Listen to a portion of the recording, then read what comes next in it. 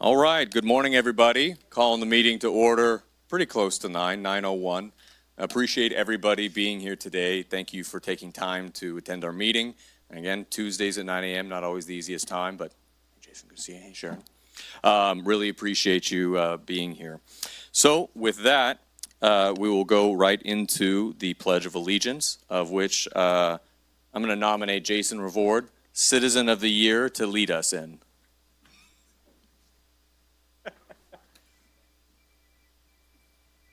Pledge allegiance to the flag of the United States of America and to the republic for which it stands, one nation, under God, indivisible, with liberty and justice for all. All right. That's great. That's the problem when, elected officials come into a meeting. You open yourself up to that, Jason. All right. We'll be moving into first our oral communications. This is the part of the meeting for anything that is not on the agenda to be able to speak to and address the board for 3 minutes. So if anybody would like to speak to the board, please come up to the podium. You have 3 minutes. It'll beep when you have 1 minute left, and then it will be over. And of course, we ask everybody be respectful of the speakers. We also ask to try and avoid any applause or booing. Applause sounds great, but if you allow applause, then you get the booing, and nobody wants to be booing other folks going up. So, do we have any public comment? All right. Good morning. Good morning. Proverbs 28:21. To show partiality is not good, but for a piece of bread, a man will do wrong. The grand jury report released on April 30th is quite embarrassing for our county, as it shows a high level of favoritism and cronyism going on within our county government. For those who have not believed in the deep state, well, according to this report, we have our very own deep state. So yes, the deep state is real. It's not surprising to many people, and it's certainly not surprising to God. You could probably apply the same report to any government, and it would be just as true. It's sad and yet sickly funny.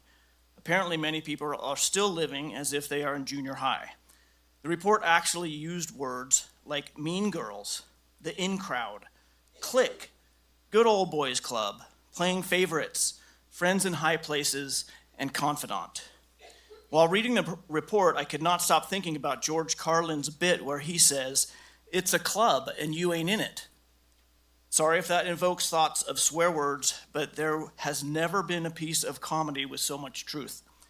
And God has been teaching us about ourselves and this kind of behavior for thousands of years. People say there is no instruction manual for life, but that is not true.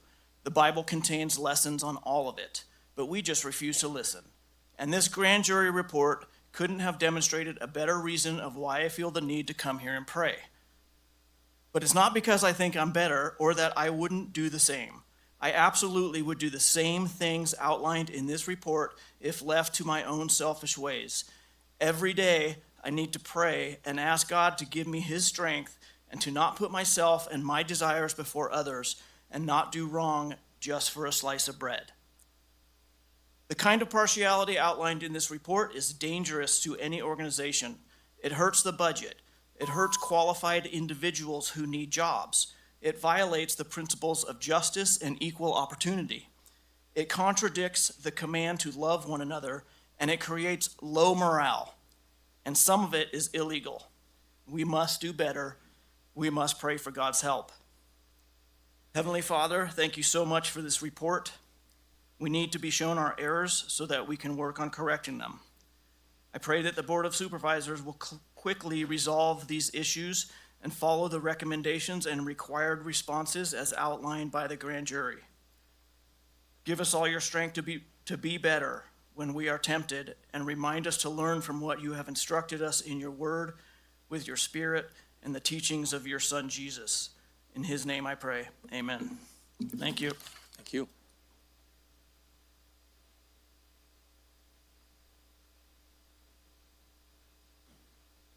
Good morning.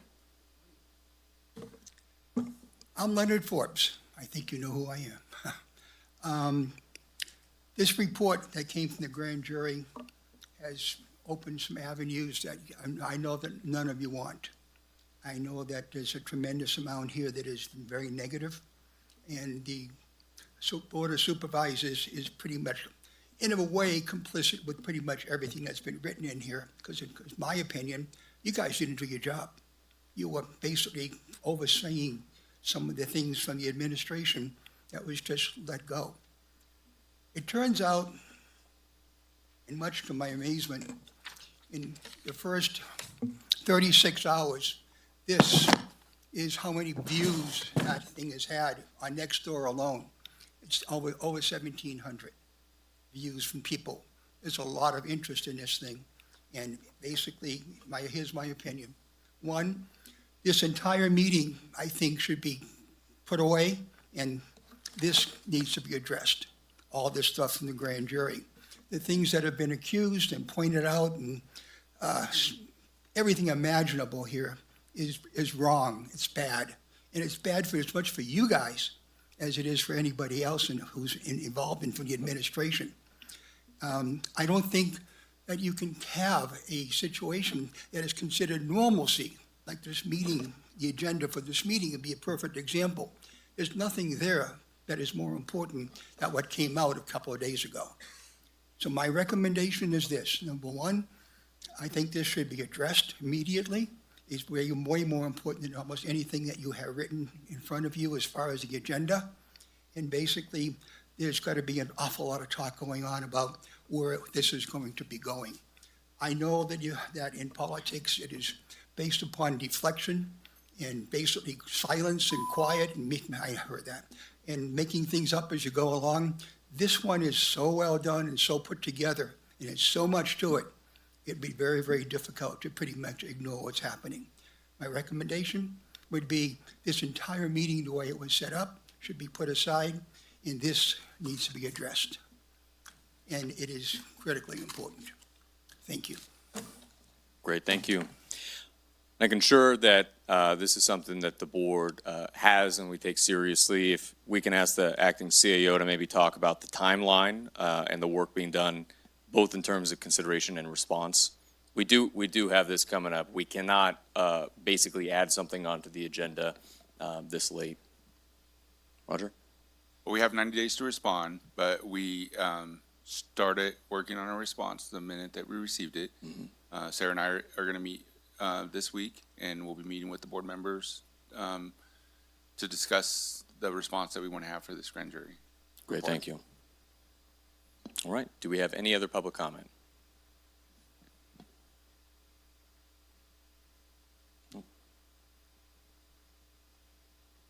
Good morning.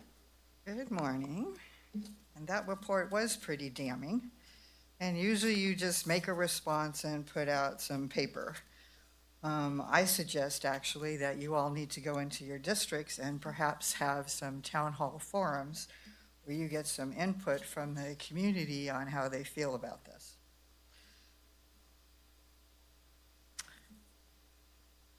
So I want to thank Quincy Yaley for her planning academy. She had her first one. I thought it was outstanding. There were a lot of people from the community that came. There was only one former planning commissioner and one current planning commissioner between the city and the county. So that was disappointing because some of your appointees need to go to that. I believe the Motherlode Parade is going to be this weekend. And as I look around our city, if we're going to have 10,000 people come to visit us, our city's filthy. So if anyone's walking down the street, I suggest you get a pair of gloves and maybe help pick up some of the trash. To the Sheriff's Department, I would like to ask them if they could take care of a problem that they're having at the county museum, because apparently people are sending visitors, I guess, from the sheriff's office over here to the museum to use the bathroom. And the museum can't handle that kind of traffic, and there are 2 public bathrooms in downtown Sonora. People need to be sent there. I'm sorry animal control isn't here because I heard about the 70 chihuahuas that were dumped by a breeder into some field somewhere, and I hope they all got rescued. If they didn't, then we need to do something about that.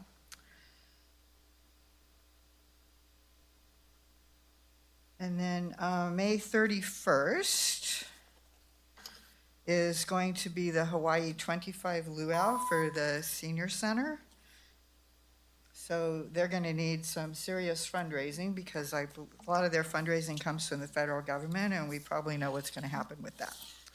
Also, May 31st is No Tobacco Day, and I certainly hope our community does something about this, since the amount of cigarette butts I see everywhere is pretty amazing. And we do have a high smoking rate, so hopefully our community will do something this year. Thank you. Thank you. All right, do we have any other public comment?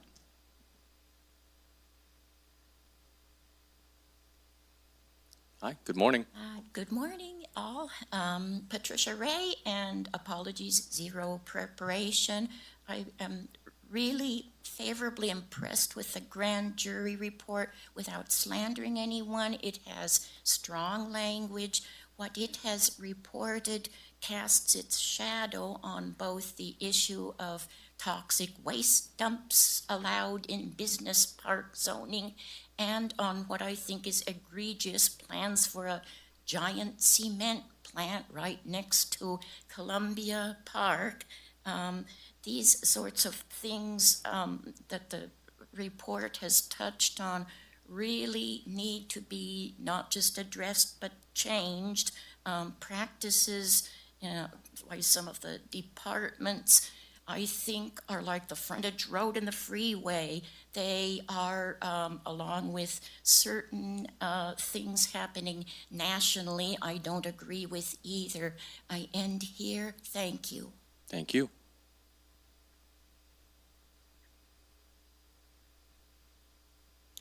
Good morning. Good morning. Thank you for your time. Just an update on the Title 17 ordinance that's got a limit on the height of detached ADUs. Spoken about this maybe a couple of months ago, and we're just looking for the board to work with staff to get a revision to that so that we don't have that height limitation, which is 16 feet, which is very limiting, particularly if you're on a hillside or if you're trying to put a garage underneath. I don't know if there's any update on that, but at the moment, staff has not prepared anything or brought anything back, and we've got a few projects that are waiting in the wings for that one. I believe Supervisor Kirk has a quick update. Well, I mean, I'm going to be looking to staff, so maybe you can meet with Quincy, but it did come before our board a few weeks later, and we gave direction to, I can't remember off the top of my head the exact direction, but it was to get that addressed. So, did you have anything else, Mike, that you can remember? I believe to bring it back to the board, right? Was it to with bring the back? change. So, Quincy, would you give him or could you give us a quick update? Was it coming back to the board? oh, and can we do that? Would that be okay to have it outside, just Yeah, because we do it normally outside, don't? and then I'll meet with Quincy at break. Okay. Okay, I feel Sarah's vibes. I gotta, okay. I'll be in touch, Ruben. thank you. Do we have other public comment?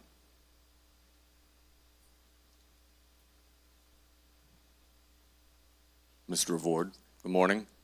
Good morning, Board. Jason Revord, One Pile at a Time. And I know that coming up here in June, we're going to be figuring out what's going to happen with the homeless encampment over off Camp Justice. Been doing this for a little over 4 years now, cleaning up these camps. Just want to report that, you know what, I've been doing my walks, running around. Noticed a lot less camps. Seems to be that we're making a lot of progress. We don't need to go back on this. We don't. If we do, we're going to end up right back where we were. So give us some real thought. I know some of you aren't in favor for it. I'm not the homeless advocate. I'm not here to tell you that, you know what, it's a perfect system, but we're doing a lot better than what we were. Let's continue to make progress on that. And if expansion is needed, I mean, moving some dirt over there, it's not a big process. Thank you for getting the water there. Thank you for everything that you guys have done. On my end of it, looking at it, I see a lot of progress that's been made. As far as the grand jury report, yeah, please give us a statement. You know what, there's people out there, they want to know. I sit back and I keep my mouth shut most of the time, but I've decided it's time for me to come show my face again and let you guys know where I'm coming from and where I'm seeing. But what you guys have done, and some of you that just can't seem to pay attention, think about it. You're representing all of us beyond our district. You're representing all of us. Think about what's going on in our community, and let's help everybody, not just those that fit what your agenda is. Thank you. Thank you. And thank you for all the work that you do for our community. All right, do we have more public comment? All right, going once, going twice. We always get somebody that stands up at two on count to three. All right, so with that, we're gonna close public comment. Sorry, oral communications, always called public comment. And we'll be moving into staff reports. If any members of the staff would like to come on up, please come on and line up. If there's any disputes, please Rochambeau. Good morning. Good morning, members of the board. My name is Katie Henry. I'm an administrative analyst that oversees our mastered stewardship agreement with the Stanislaus National Forest. I just wanted to let everybody know that we have the second part of our project in the Phase 3 area, which is out at Italian Bar, doing fuel reductions and fuel breaks. This RFP closes on May 11th. It includes, in total, Part 1 and 2 were 7,200 acres. The second part is 3,200, with approximately 335 of that being private property. It's really exciting because we're doing some new things in this project area, like connecting the fuel breaks from federal lands to private property, making those fuel breaks stronger. Also doing arc site treatment, which is making those more resilient, also making the fuel breaks stronger. And we're also doing a lot of prep work this spring for other project areas such as land boundary surveys, botanical surveys, and archaeological flagging to get ready for future projects beyond that. So I just wanted to share. Thank Great. you. Katie, thank you.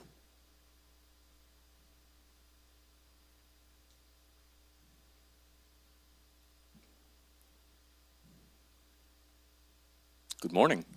Good morning, Chairman Brandon, members of the board. Mitchie Anderson, Deputy Director with Department of Social Services. I appreciate the opportunity to speak with you today and provide an update in recognition of Public Service Recognition Week, which takes place this year from May 4th through May 10th.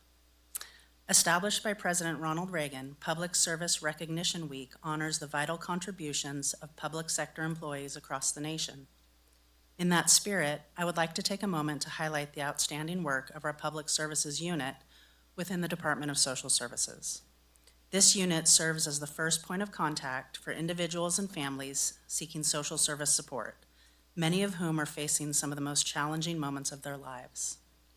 Staff in this unit provide critical screening and assistance, helping clients access health care and address financial or food insecurity by connecting them with essential programs such as Medi-Cal, CalWorks, and CalFresh. Currently, the Public Services Unit manages nearly 13,000 active cases across these programs and supports thousands of Tuolumne County residents each month. Their efforts are instrumental in ensuring that individuals and families receive the help they need, whether that's meeting basic nutritional and medical needs, preventing child abuse and neglect, or moving towards long-term self-sufficiency. Today, I would like to publicly recognize and commend the dedicated staff of the Public Services Unit. Their tireless work has a profound and lasting impact on our community, and I thank them sincerely for their continued commitment to serving the residents of Tuolumne County. Thank you. Great, thank you.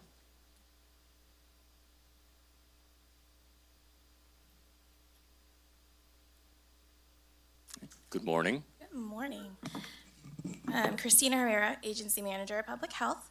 I'm here to provide an update on an exciting project we've had with the Stanislaus Forest Service. Tuolumne County Public Health has been engaged in a unique cross-government partnership with the United States Forest Service Stanislaus, Environmental Protection Agency, and Centers for Disease Control through the C-Roll project, which you just heard a lovely staff report on. Our project is focused on aligning forest management and health strategies to support wildfire resilience while protecting the community health and well-being. Prescribed fire, while a critical ecological tool for reducing catastrophic wildfire risk, it introduces challenges related to smoke and air quality. With fire comes smoke. Recognizing this, our department has taken a proactive role in health communications by partnering with the Stanislaus Forest to inform the public about the health impacts of smoke when we're doing prescribed burns and when wildfires happen. with special messaging targeting those in vulnerable populations, such as older adults, children, and individuals with respiratory or cardiovascular conditions. We've been in collaboration with Cyril in the Forest Service since August of 2023, and we've participated in local, state, and federal with local, state, and federal partners to share data, align messaging, and respond to prescribed burns. Due to this partnership, we are in step with our Forest Service partners and are included in the advanced planning of prescribed burns, which gives public health the opportunity to ramp up our messaging efforts and reach out to partners that serve those who may be impacted by smoke. Our messaging centers around people checking the air quality like they check the weather, to make an advanced plan if they are impacted by smoke, and to stay indoors during heavy or moderate period times of smoke. We have a more detailed communications plan that outlines various populations, including families, schools, tourists have been a big part of this plan as well, and how we message about air quality to that sector. And our communication efforts have included promoting tools like AirNow and Purple Air to promote awareness about those tools.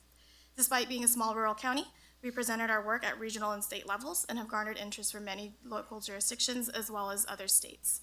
In support of this work, we were awarded a small amount of funding that will allow us to purchase portable air scrubbers, air filters, and air quality monitors for free to facilities that may serve as heating, cooling, or clean air shelters during smoky periods.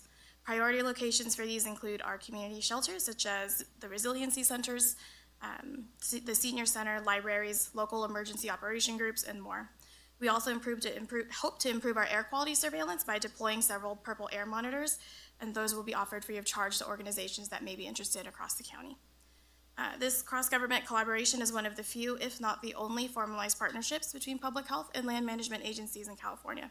Due to its innovative nature and growing impact, the California Department of Public Health is now considering Tuolumne County's model as a framework for replication in other counties. Rural counties are no strangers to wildfires, prescribed burns, or smoke. Tuolumne County Public Health is proud to be leading this work at the intersection of public health, environmental stewardship, and community resilience. Those who are interested in this project or may be interested in air quality or the air scrubbers or air filters or the air monitors may call public health at 209-533-7401.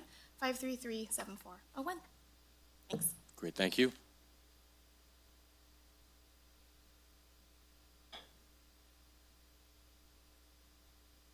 Good morning. Good morning, Chairman Brandon, members of the board, county staff. My name is Nick Cascio. I'm your fire chief for Tuolumne County Fire, Groveland CSD, and also the unit chief for CAL FIRE. We sent an email last week advising that with the retirement of Chief Murphy on April 30th, we were able to fill the position of Tuolumne County Assistant Fire Chief with our candidate was Nathan Gorham. Chief Gorham is a current battalion chief, or was a current battalion chief in TCU, having done his entire career in both our Schedule A program and our CAL FIRE stations in Tuolumne County, also Tuolumne County resident. Normally, he'd be here for me to introduce him to you. However, he is attending the nationally recognized incident commander class this week, which is the highest position in the ICS system you can hold. So he will be reaching out and will be a familiar face here going forward. So really excited to have him on board. Excuse me. In addition to that, on the CAL FIRE side, just a reminder that May 1st, burn permits are now required, and we will be monitoring the weather and fuel conditions to determine a time in which we will go into a burn permit suspension. We're really encouraging all residents to go to readyforwildfire.org to get the information to do that type of burning safely, taking advantage of preparing their properties for this upcoming fire season. In addition to that, we've had 16 CAL FIRE engines staffed since January through both Tuolumne and Calaveras County that are ready for wildland fire response, as well as participate in the automatic gate system for all types of emergencies. We have our CAL FIRE Hawk at Columbia that's staffed with crew for dispatch, and then we will have our fixed-wing aircraft coming on board next week, gearing up for the busier months of the fire year. Thank you. Great, thank you. All right, do we have any more staff reports? All right, seeing none, we'll close that. I did neglect at the beginning of the meeting to say that Supervisor Griefer does have an excused absence. I believe he's up in Alaska, but he sent us a selfie, luckily, with him and his friend. And I think Supervisor Holland has a little explanation of if anybody was wondering about that up there. Thank you, Chair. So that lovely painting, I know it brightens up the room. What that came from was on Saturday night, I attended the Habitat for Humanity charity dinner. And Clark Broadcasting, Mark Trumpner, was playing the Let's Make a Deal game with the crowd that bought charity tickets and whatnot. And so former Supervisor Half, it was her turn. she chose the curtain, and this was the lovely prize she won. She looked a little horrified, and I was sitting there in the front. So I stood up and offered her $50 for charity to let me have the painting, to bring it to the boardroom so we could hang it up for the month. So every time you see it and you make you smile or laugh a little bit, you think about Habitat for Humanity, maybe give a donation to them. They've done $1 million worth of work last year in our community for some of the people in our community that really need that help. And so that's kind of where it came from. They got a little money out of the deal. Kathleen doesn't have to hang that in her house right now. And so now my wife is horrified that I brought that home. She was there that night, but I think after a couple drinks, she was a little easier with it. The next morning, she was like, nope, off to the boardroom, that thing goes immediately. So I think it is quite amazing. And so hopefully when you see it, think about Habitat. Hopefully we'll get a sign from them, and they do good work in our community. So that's kind of where it came from, just to kind of help recognize them right now. So it was a great event if you attended it on Saturday night. It was a lot of fun and highlights for what they do. So thank you. Appreciate that. I think it looked great in your office, so we're making an exception for this meeting, but maybe not forever. Anyway, and one final thing too, because I know that there's a lot of concern on the grand jury document. I want to say that it's not brushing it off. It is something being very much talked about. Grand jury sessions are by nature confidential. Who talked about what with them and whatever they're doing. A lot of it's about personnel and closed session type things. That's also legally limited. So only to say that it is taken very seriously, and I think everybody up here wants a more trustworthy and efficient and effective county, and I think some steps have been taken and are being taken towards that. It's non-specific what I'm saying for legal reasons on it. That's why we go through working with our staff to compile a formal response when it's dealing with complicated stuff. So I do appreciate people coming in to let us know, and I think I speak for the board that we do appreciate that and we do take it seriously. All right, so with that, we will be moving into the consent calendar, looking over the agenda real quick. We've got quite a number of items on there. Looks like then we also have a 10 a.m. appointment, which will be a 4/5 vote for our mid-year budget adjustments, and we'll be concluding with the closed session. Supervisor Holland jinxed us this morning and said we might be out by 12, so we'll see. Now we know who to blame. With that, we'll ask the board clerk if you can please read the consent calendar. Oh, actually, sorry. Do we have any items that we would like to first pull off of the consent calendar? 5 and 13. All right, pulling 5 and pulling 13. Do we have any other items? One's going twice. Okay, if the clerk can read all but items 5 and 13. Item number 1, approving the minutes of the April 8th, 2025, April 15th, 2025, and April 22, 2025 meetings. Item number 2, 1, awarding a contract in the amount of $4,671,515 to Sinclair General Engineering, Inc. to perform the work as shown in the plans and bid book for contract number 1627. Lime Kiln Road over Curtis Creek Bridge replacement, and authorizing the chair to sign, and 2, increasing appropriations to the Public Works Projects Fund, Lime Kiln Road over Curtis Creek Bridge replacement of $1 million in the fiscal year 24-25 budget, and approving all necessary budget adjustments. 4/5 vote required. Item number 3, adopting Resolution 35-25, proclaiming May 15th, 2025 as National Peace Officer Memorial Day, and the week of May 11th through May 17th as Peace Officer Memorial Week. Item number 4, approving an agreement between the County of Tuolumne and Stevens Construction, Inc.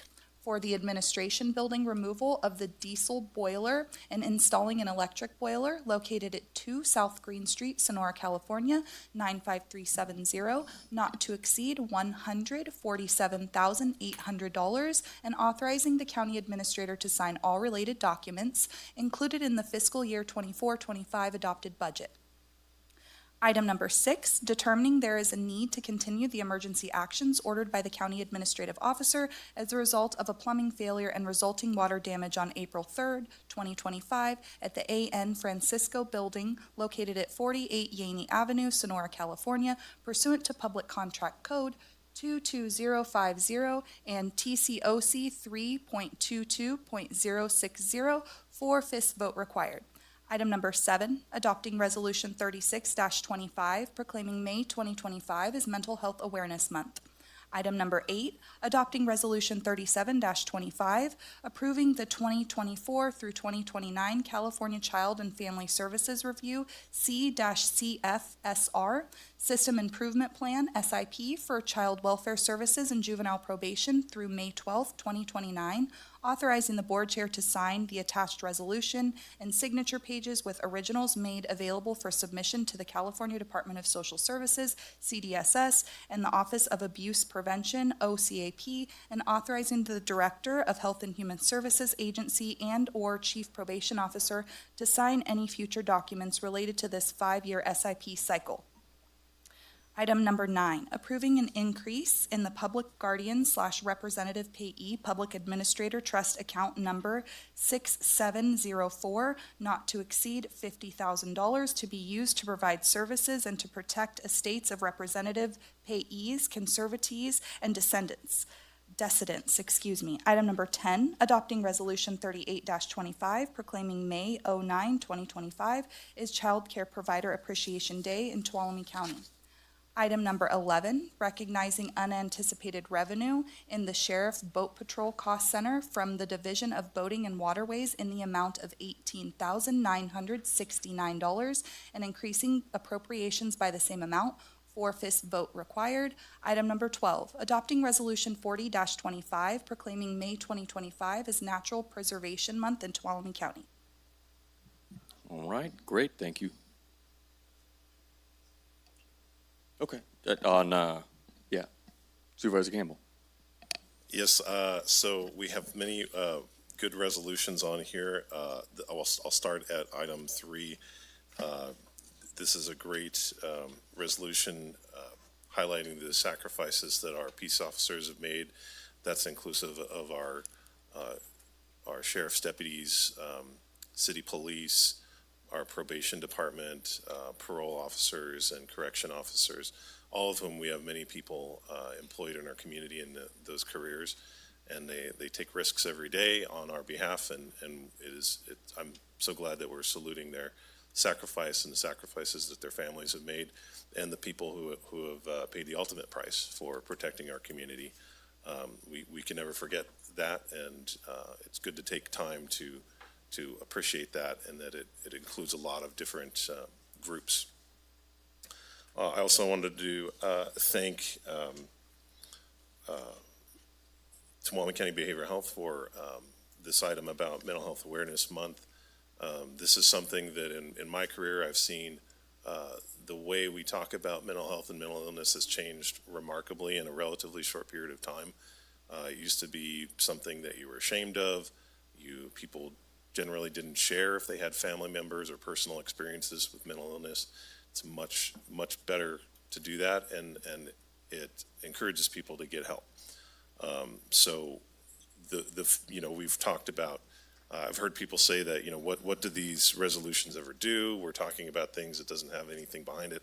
Well, highlighting that this is an issue repeatedly year after year after year and talking about it, that is effective, and I've seen it in my lifetime. So thank you very much, Jen and Lindsay, for being here to support that. And then the last thing I wanted to talk about was, or actually 2 more things, Child Care Provider Appreciation. Is anybody here for child care providers? Oh, there we go. So this is an area, my kids are in school now, but when they were younger, finding childcare in Tuolumne County is extremely difficult. We have many groups like ISIS and the Child Care Planning Council, and groups that are focused on trying to make that better, but it is still a struggle. It's just not a career that many people are going into anymore, young childcare. And so thank you so much to the people who are in that career providing childcare to our young ones. We definitely need it in our community, and they're not appreciated enough. And then last thing I wanted to talk about was National Preservation Month in Tuolumne County. We are a historic county. We have many historic structures, and it's not just buildings, it's what they mean and what they can tell us about our history and how that can inform the decisions we make in the future. And so talking about what preservation means and how to care for the things that we have, because you may not appreciate it now, but later on down the road, when it's gone, you'll say, whatever happened to that? So it's a very important discussion to preserve what we have in Tuolumne County, because I think we have a lot of really good things here. We need to make sure we keep them. So that was a little long-winded, but we had a lot of really good things on our consent calendar, so I appreciate the time, Chair. Absolutely. And I echo all of your comments. Do we have? All right. So with that, we'll open up public comment on these items. Again, this is all of the consent calendar except for items 5 and items 13. You'll be able to speak to for 3 minutes, and please come up to the board. Good morning. Good morning, gentlemen. Sharon Maravich, Tuolumne Heritage Committee. We're here to invite you to proclaim May of this year as Preservation Month in Tuolumne County, and thank you, Supervisor Campbell, for your kind words. Preservation Month is sponsored by the National Trust for Historic Preservation, which is celebrating its founding 75 years ago.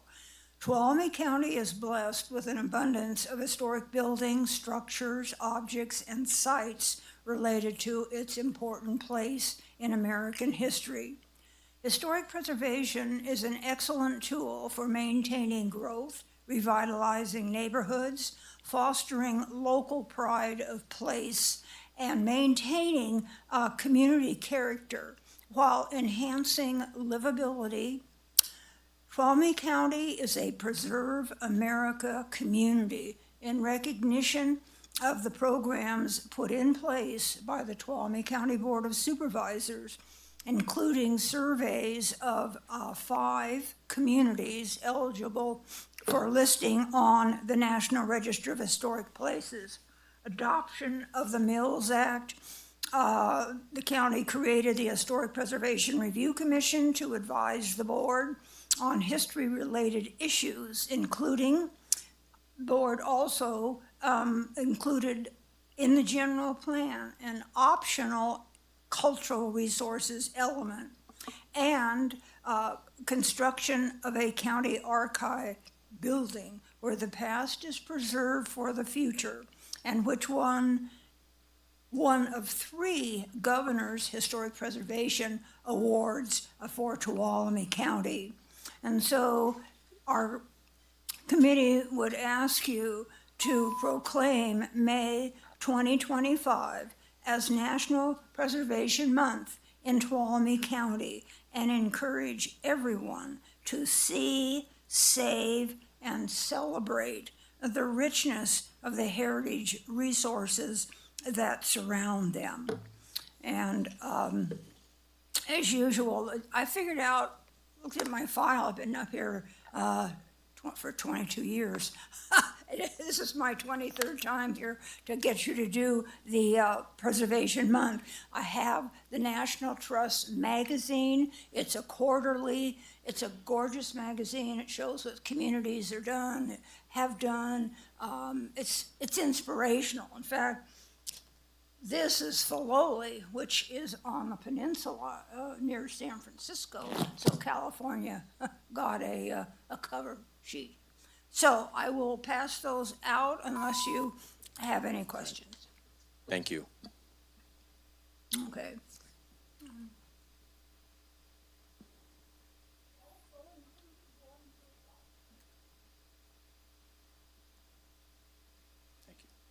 Good morning.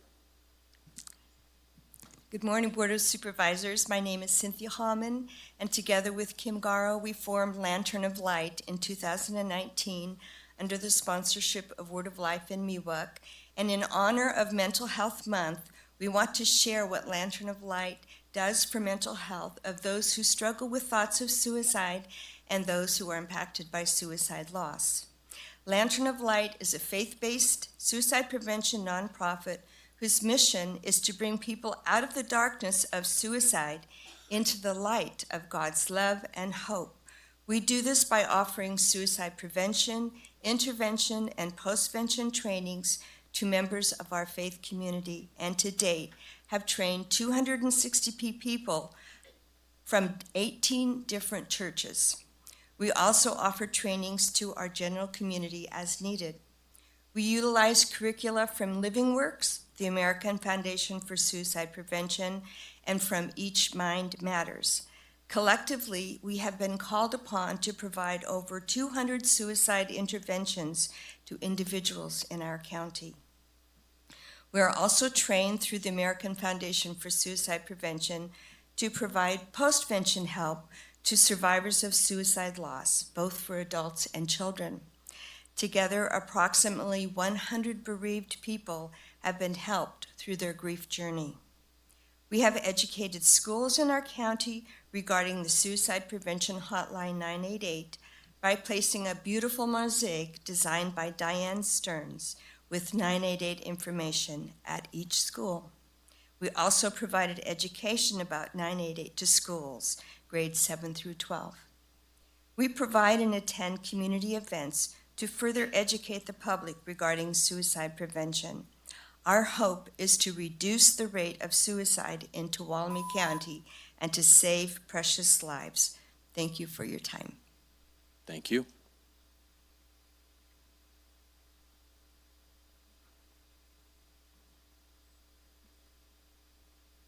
Good morning. Good morning, Board.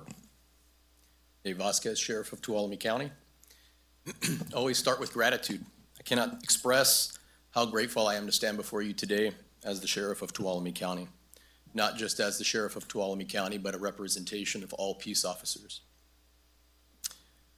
Peace officers are a special person. They're a special type of human being. There is an oath that they take. It's a promise. It's a promise to the people.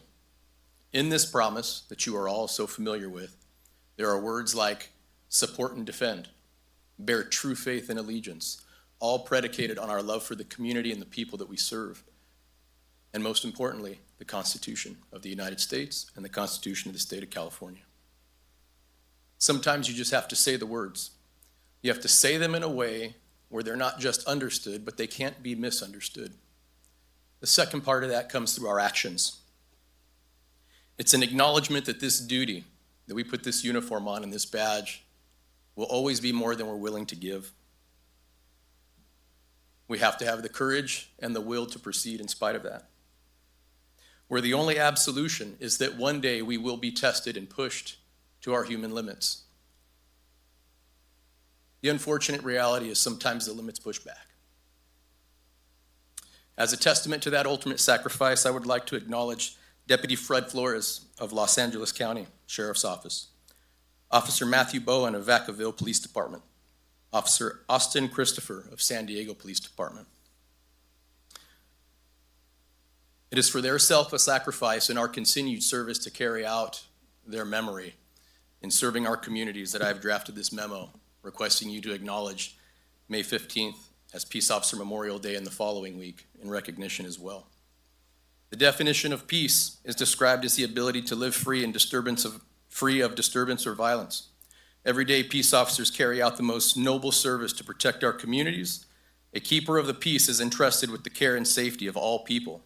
They have many titles: deputy sheriffs, police officers, probation, parole, corrections, and many others.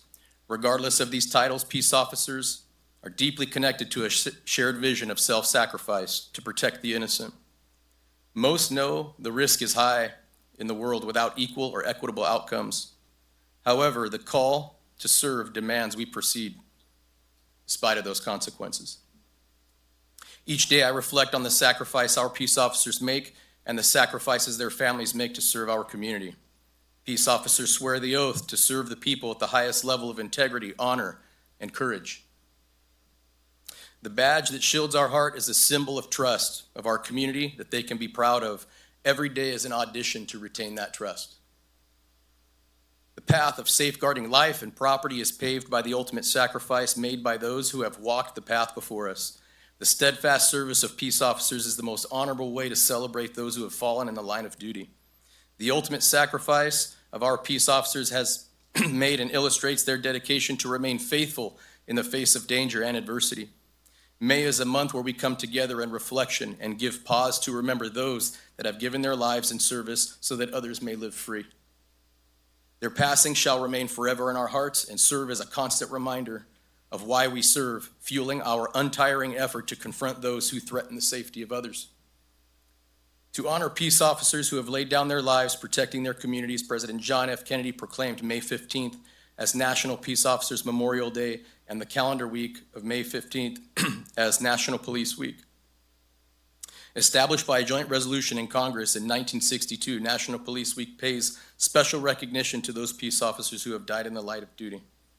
I am recommending and grateful for your careful consideration to join our state and the nation in the honorable declaration of Peace Officer Memorial Week and proclaim May 15th as Peace Officer Memorial Day. Thank you so much for your consideration and your kind words. Thank you. Thank you, Sheriff. All right, do we have any other public comment on consent calendar items except for 5 and 13?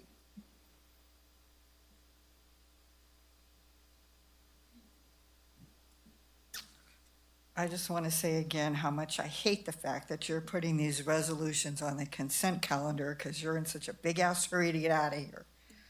This is what people want to talk about. This is what people want to see. Every single public commenter has gotten up here and spoken about the 5 resolutions that are remaining on this consent calendar, plus the 6th one is coming up later. The taxpayers are interested in how their money is being used and who works for them. And when these are not on the consent calendar, you used to celebrate this, and you would invite the employees in that particular department to come here. They could celebrate their achievements and their successes, and everybody would stand up and they'd be introduced, and it was just something I always looked forward to. So I think this is a really crappy way of honoring people in our county. And then regarding the Historical Preservation Month, the Aronis Club started doing these history tours in downtown Sonora. And Karen McKettigan from Human Resources showed off the Oddfellows building, and she did such an excellent job.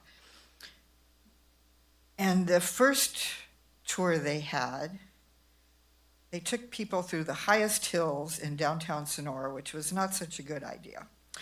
But there were 62 people there, which tells me that we need a really organized historical tour of Sonora that people can attend, and to open up buildings, because a lot of people there had never been inside the Oddfellow building.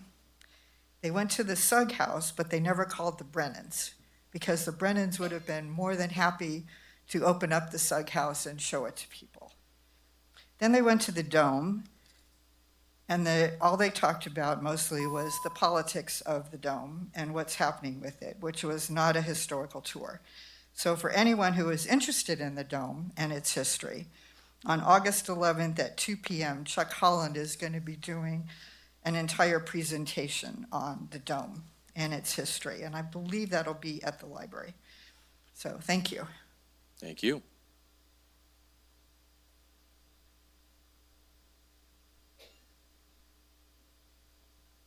Good morning. Good morning. Tammy Mariscal, Behavioral Health, also citizen of Tuolumne County. Speaking on behalf of myself personally, I appreciate the mental health awareness, the acknowledgement from the board and the community.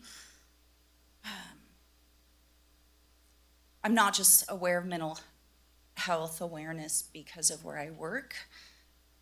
I can wake up depressed. I can often find myself tearful. I have a lot of grief in my life, past and present. But I also recognize people need me. I also recognize that I need people and connection. So I get up and I go, regardless of how tired I am. Where I arrive, I get support. I get validation from the connections and the relationships that I forged. I find myself busy, sheltered from what I might have been feeling that morning. I recognize that's resilience. That's mental health awareness. I just wanted to share that with you all. I was inspired in the back to say so. Share a little bit about myself. I know that laundry can wait. I know that my news feeds and social media can wait. My husband can wait. The dishes certainly can wait. But my mental health can't. So please, encourage your families, your friends, yourself. Look at what you might be struggling with, validate it, do something about it as quickly as possible. Thank you. Have a good day. Thank you. All right, do we have any other public comment? Going once, going twice. All right, and with that, we will bring it back to the board. I'll be looking, yes, sure, Supervisor Kirk. I'm just gonna make a real quick comment, Tammy. I appreciate that. And like Carol said, these resolutions, there's a lot of good things, but to move meetings along, it is what it is. But I just want to say real quick, the mental health illness is such a big deal. I went through this January, February, March. I got long COVID. So depressed. And I go to marriage counseling once a month with my wife. And I finally brought it up to the counselor, like telling her what I'm feeling. And she's like, oh yeah, it sounds like you got long COVID. Like your brain's swollen, you got frontal cortex issues going on. And I'm thinking like, oh my God, I thought I was nuts. Like the things that were going through my mind, like would you be baffled? But I kept coming home because I got the little girls. But the point is, all I had to do was tell the lady, hey, this is what I'm going through. We talked about it. I realized I just got to keep one foot in front of the other. This too shall pass. And I made a little quick Facebook video about it, just because you know me, I'm transparent, just black and white, just tell people how I feel. And I was blown away how many people messaged me, how many people came up to me at the gym, how many people came up to me at work. Like, dude, I've been going through that since basically COVID. Like, every year I get it. I didn't know what was wrong with me. I didn't know I was a jerk to my wife. Like, all these little conversations. And so what I learned from that experience was, dude, just get out of the shell and talk about it. Just talk about it. Your spouse, your friends, counselors, whatever you got to do. Because it's real. And for me, it was the COVID issue. But for some people, they've been dealing with this for years. I don't know how they do it. I don't know how they go through it for years. Like, my heart breaks for them. So it gave me a better understanding. So I was going to shut my mouth, but you thank you for speaking up. And I think the whole point of this resolution for mental health awareness is be aware, do what you did, do what I did, talk about it, and don't be ashamed. I mean, we work out, we do so many things to care for ourselves, but yet what goes on up here affects everything. So thank you for bringing that up and for encouraging me to do the same. Right. Now, with that, I'll be looking for a motion to approve the consent calendar minus items 5 and 13. I'll make a motion. All right. I'll second. So moved by Supervisor Kirk, seconded by Supervisor Campbell. All those in favor, please say aye. Aye. Opposed, abstaining, passes unanimously. Let's go on to item 5. We've got about 6 minutes before we have to go into our 10 a.m. appointment. And clerk, read item 5. Item number 5, approving a $21 annual fee for fiscal year 2025-2026 to administer and defend Chapter 5.28 of the Tuolumne County Ordinance Code, Control of Rents in Mobile Home Parks. All right, great. Good morning. Good morning. Good morning, Chairman Brandon, members of the board. Before you today is a consideration of establishing... And microphone. Yeah. Oh, close. Thank you. Before you today is a consideration of establishing a $21 annual fee for the fiscal year 25-26 to administer and defend Chapter 5.28 of the Tuolumne County Ordinance Code, Control of Rents in Mobile Home Parks. The County Mobile Home Rent Control Ordinance contains a provision whereby the park owners and residents pay for the county's cost to administer and defend the ordinance. This fee is reviewed annually by your board, and the amounts of the fee is adjusted if needed based on the annual costs of administration and legal cost. And I know that Supervisor Holland had pulled this off. We were going to be doing on a consent. Supervisor Holland, did you want to provide a comment or specifically what might be the issue? Yeah, I just don't think we should raise the fees on some of our most physically challenging people we have in our community that live in mobile home parks. 50% of that fee gets passed on to them to pay for an ordinance that we have created, that we want to defend. I don't know if I necessarily agree with the ordinance in general, but I don't think we should pass that fee on to them. I don't think it's fair, especially with the financial challenges that everyone's having on a daily basis. And a 50% increase seems like quite a bit amount to go from, basically this 50% increase. So that's my stance on it. I just don't want to pass that fee on to the people that may or may not be able to afford it in our community. Great, and that's why I wanted to, just because of figure out what the specifics are with that. Maybe one question is, if the fee is not done, how would defense of the ordinance be done? Sorry, paid for. Yeah, I'll refer that question to County Council. The rule in the ordinance is your board shall set the fee every year, but it's within your discretion regarding the amount of the fee. So the staff memo sets out the proposed amount based on their staffing data. But if your board wanted to set a lower amount, you could discuss that. Supervisor Campbell? Yeah, I guess my only clarification, so it's 50% of the fee, right? So $21, so $10.50, right? Correct. And that could be passed on. And it's up to the mobile home operator to decide whether to pass that. Correct. 50% of that $10, $10.50. And then the mobile home residents themselves are the ones benefiting from the rent control ordinance. Yes. So that to me is the reasoning behind having the mobile home park residents share in the cost of defending it, which I think is reasonable because they're certainly benefiting more from rent control than the amount of the cost of the 50% of the fee to defend the ordinance. So if we didn't have the ordinance, they'd be paying significantly more than that. So I don't think it's unreasonable to ask them to share in the cost of defending that. And on the cost, to that point, so what I'm reading with it is that it was 14, it's now 21. It's an increase of $7, 50% being passed on. So this is looking at an annual per space fee of what would be passed on at $3.50. Okay. I have a Just a quick Supervisor question. I mean, $3.50 doesn't sound like, I'm not worried about that, but I have two quick questions because I heard Holland say something and you say something, Supervisor Campbell. One is ordinance. Is this an ordinance that like every county has, or is it above and beyond the state? And then the second question is, somebody brought up rent control. Aren't there now or already laws on the books regarding rent control? So I just want to make sure that as a county, we're not going above and beyond state requirements and then again, the rent control.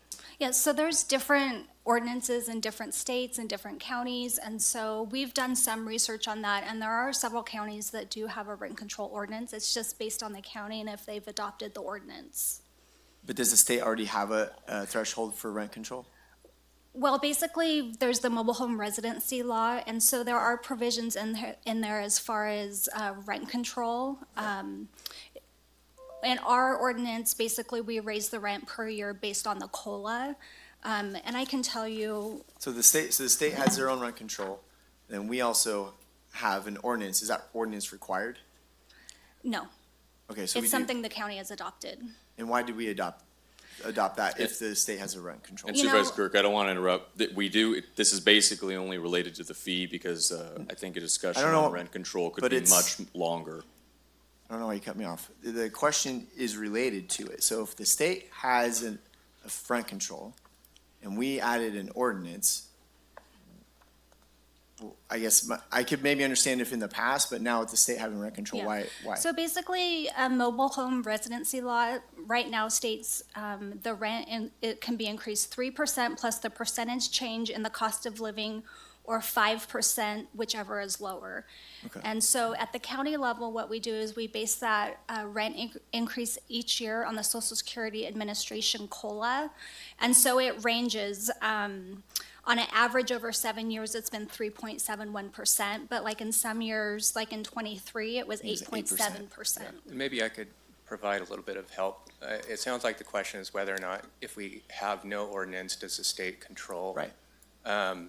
Then we're And- not paying fees, we're not passing things on, we're out of the business of. Right, yeah, and there's two separate bodies of rent control ordinances. One includes residences in general, apartments, mobile homes, and another is just separately mobile homes. So we have recent statewide legislation affecting residences and rent control. They may not apply to mobile homes through exemptions. There's recent legislation over mobile home rent control, but that's extremely limited. I'm not sure that it affects any parks in our county, so if we don't have rent control, it could be subject to just market. But this should be studied. So if your board wants to have accurate information, it's probably best that we bring something like this back and our office can research it and have more comprehensive discussion of state control and how our Then that would ordinance be, I works mean, that in would be that. my recommendation. I just don't want to go above and beyond with the state if they're already doing some sort of rent control, or if we're gonna, like, you just confused me by saying half of what you said, so I'd like some more information. In short. Typical attorney. From what I know right now, if we don't have our rent control ordinance, it's likely just subject to market rate. But market still has rent control from the state. No. Well, counsel, the reason I jumped in earlier is kind of the germanity to this item. This item, right, is not about anything related to whether we have or don't have it or how we administrate it. It's only the fee, right? Well, your action is only about the fee, but I Right. think it's fair if board members have questions about the whole underlying purpose of the ordinance to get those answered and/or ask staff to bring something back in the future. But again, action is definitely just related to the fee. Yeah. Yeah, and I think we're mixing two things a little bit here. If our goal, what we need to look at is not, we need to look at what our goal is. If our goal is to help people who are living in mobile home parks, that we have the assumption that they are lower income and that they need more support in terms of having a predictable and reasonable and affordable cost to their housing, then this ordinance supports that. And so the additional $3 fee that they potentially could pay is very small in comparison to what the market rate for the housing that they're currently living in would be without a rent control ordinance. So if our goal is to make housing more affordable for people living in mobile home parks, then maintaining this ordinance and applying the fee would be the correct course of action. That's my opinion. I mean, that's why that's just before us today. So Supervisor Campbell, my point wasn't that one way was more or less. It was that we created an ordinance and now we're asking the people to pay to defend an ordinance that we created. I think that should be on us to come up with how to pay for it, not asking them to pay for it. That was my point of the argument was we're asking people to pay for an ordinance to defend it. So that's just my opinion on it. I mean, So, we differ, and but, I take that, I understand. I think the difference is that when you say we should pay for it, what you're saying is that the general taxpayer should pay for it. So all of Tuolumne County should pay to keep this ordinance in place, which I don't have an issue with that argument. But saying that the residents of mobile home parks should share in that fee is saying that they are much more benefiting from the ordinance than the general population of the county, and so they should pay a higher share of that, which in this case is like $3 and change. So Can I just jump in, because I'm hearing what he's saying, but I actually have a different angle, which is I just don't want to do more than what the state is requiring. I don't want to harm people, but I kind of want to know if it's based off COLA, which is an average of 3.7, but there might be a loophole where it goes completely out to public market, not a state requirement. I kind of want those questions answered real quick. So Well, how about maybe we should just table it? Yeah, how about we table this item? What we're talking about is, again, $350. It's about $6,000 total. It doesn't change that we are still charging $14. So with the consent of the board, we'll table this item to be able to have more discussion.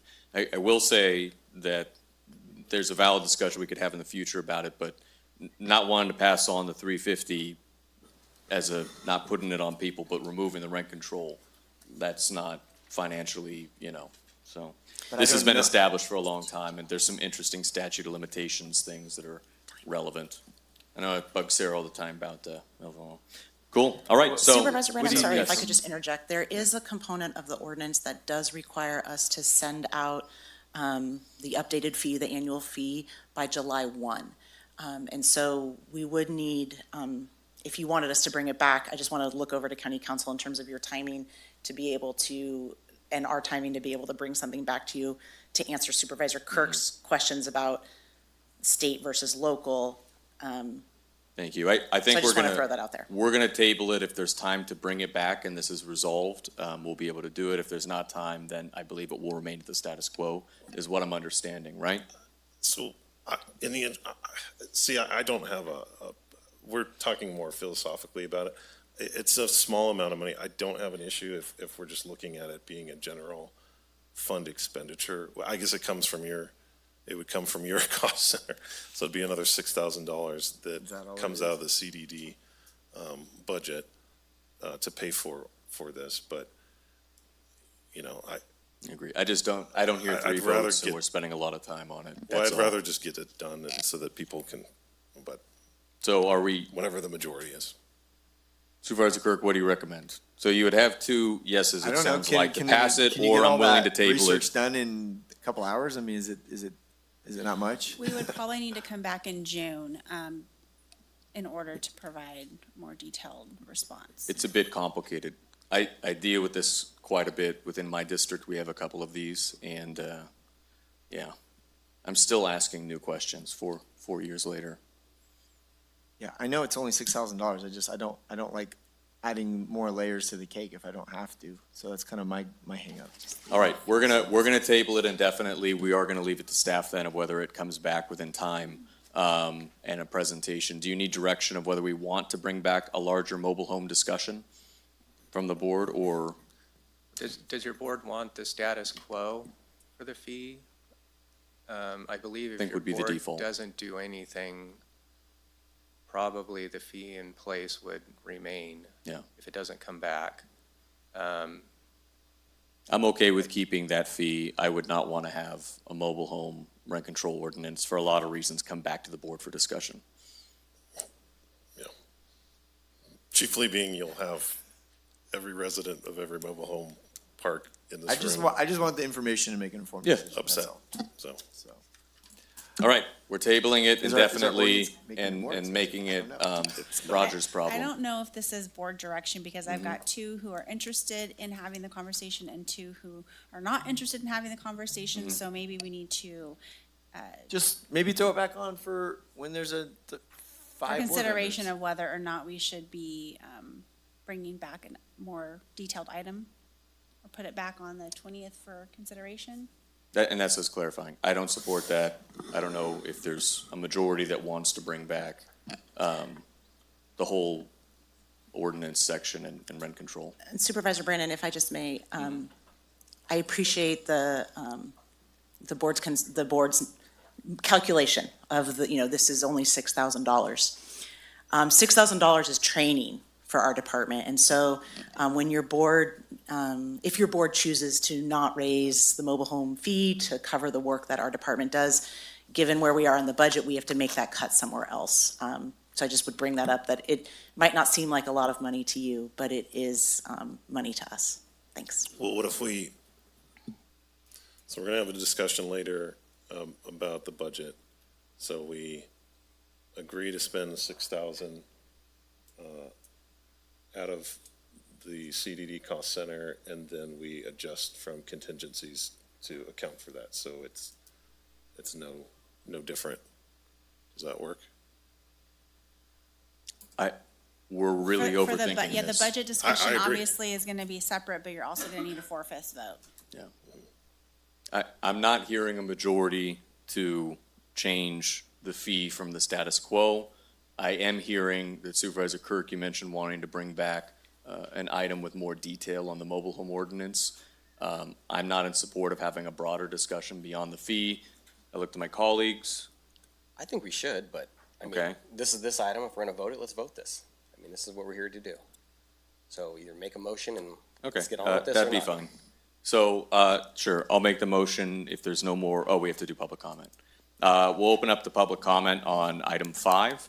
Again, this is the fee related to administering and defending the Tuolumne County Ordinance Code Control of Rents. Any members of the public would like to speak?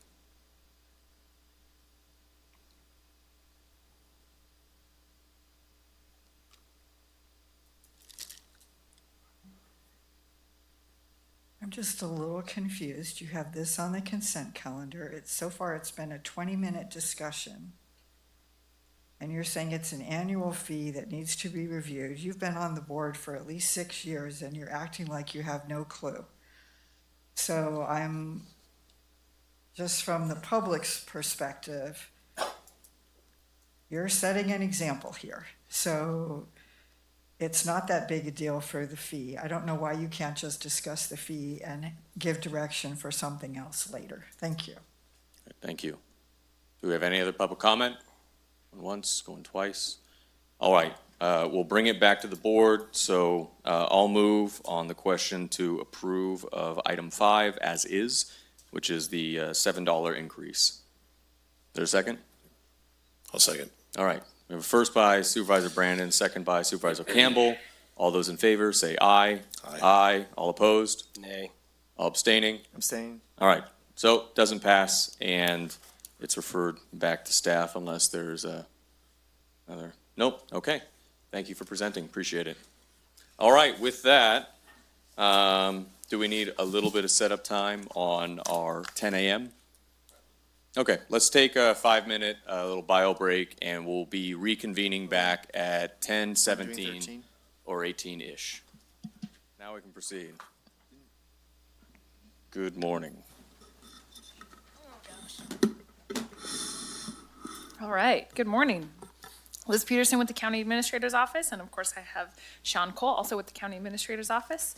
We're here this morning to discuss the year-end budget, to do a review of where we think we will end the fiscal year, and requesting your board to make some just very minor budget adjustments, which will require a 4/5 vote, as well as provide direction on the use of general fund balance for next year as we look to putting together next year's budget. I do want to mention that we made a couple last-minute adjustments to what we're requesting your board approve this morning.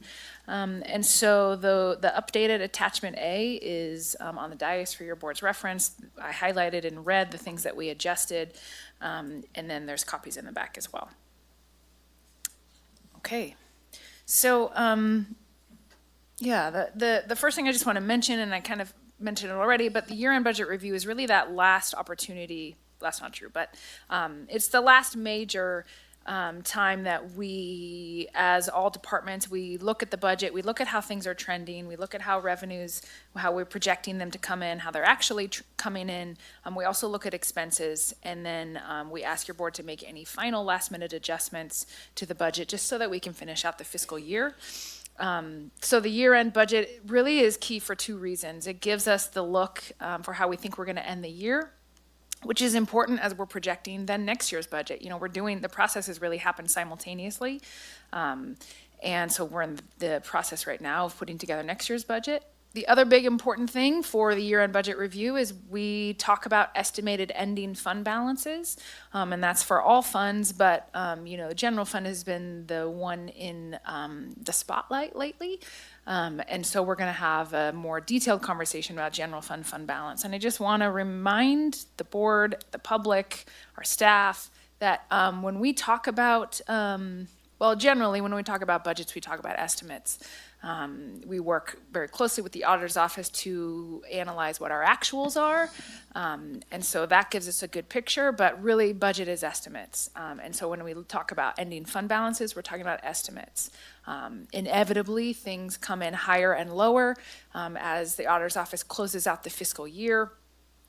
In July and August, and then we will have actual fund balances that we will bring to your board in September as we look at the adopted budget. So I just want to keep that in the forefront of everyone's mind that we're talking estimates. So inevitably there will be minor changes. So today, the main things we're going to talk about are those year-end budget adjustments that we'll need your board to make. Then we're going to talk about our year-end revenue projections, where we think we're going to come in. That's specifically our general revenues, our sales tax, property tax, TOT. Then we're going to talk about estimating ending fund balances by fund. And then we're going to explain or present the staff's recommendation on the use of the general fund balance as we look at putting together fiscal year 25-26 recommended budget. So I'm going to turn it over to Sean to talk about the specific year-end budget adjustments. Oh, you're doing this Oh. part? I'm doing the rest. Great, never mind. I'm going to take this one, sorry. And those budget adjustments, as I mentioned, are detailed in attachment A, so you can see the specific account string and the specific amounts in that attachment A. So first in the general fund, there's really only three major adjustments. So first in the community development department, they will need an increase in appropriations of $120,000, and that is for some professional services for outside planning. Those are for those large planning projects. We've had some staff in and out of the office, and so we need some additional money to do some of those larger planning projects. And then there's some money in there for outside counsel for project related to actually mobile home rent control things.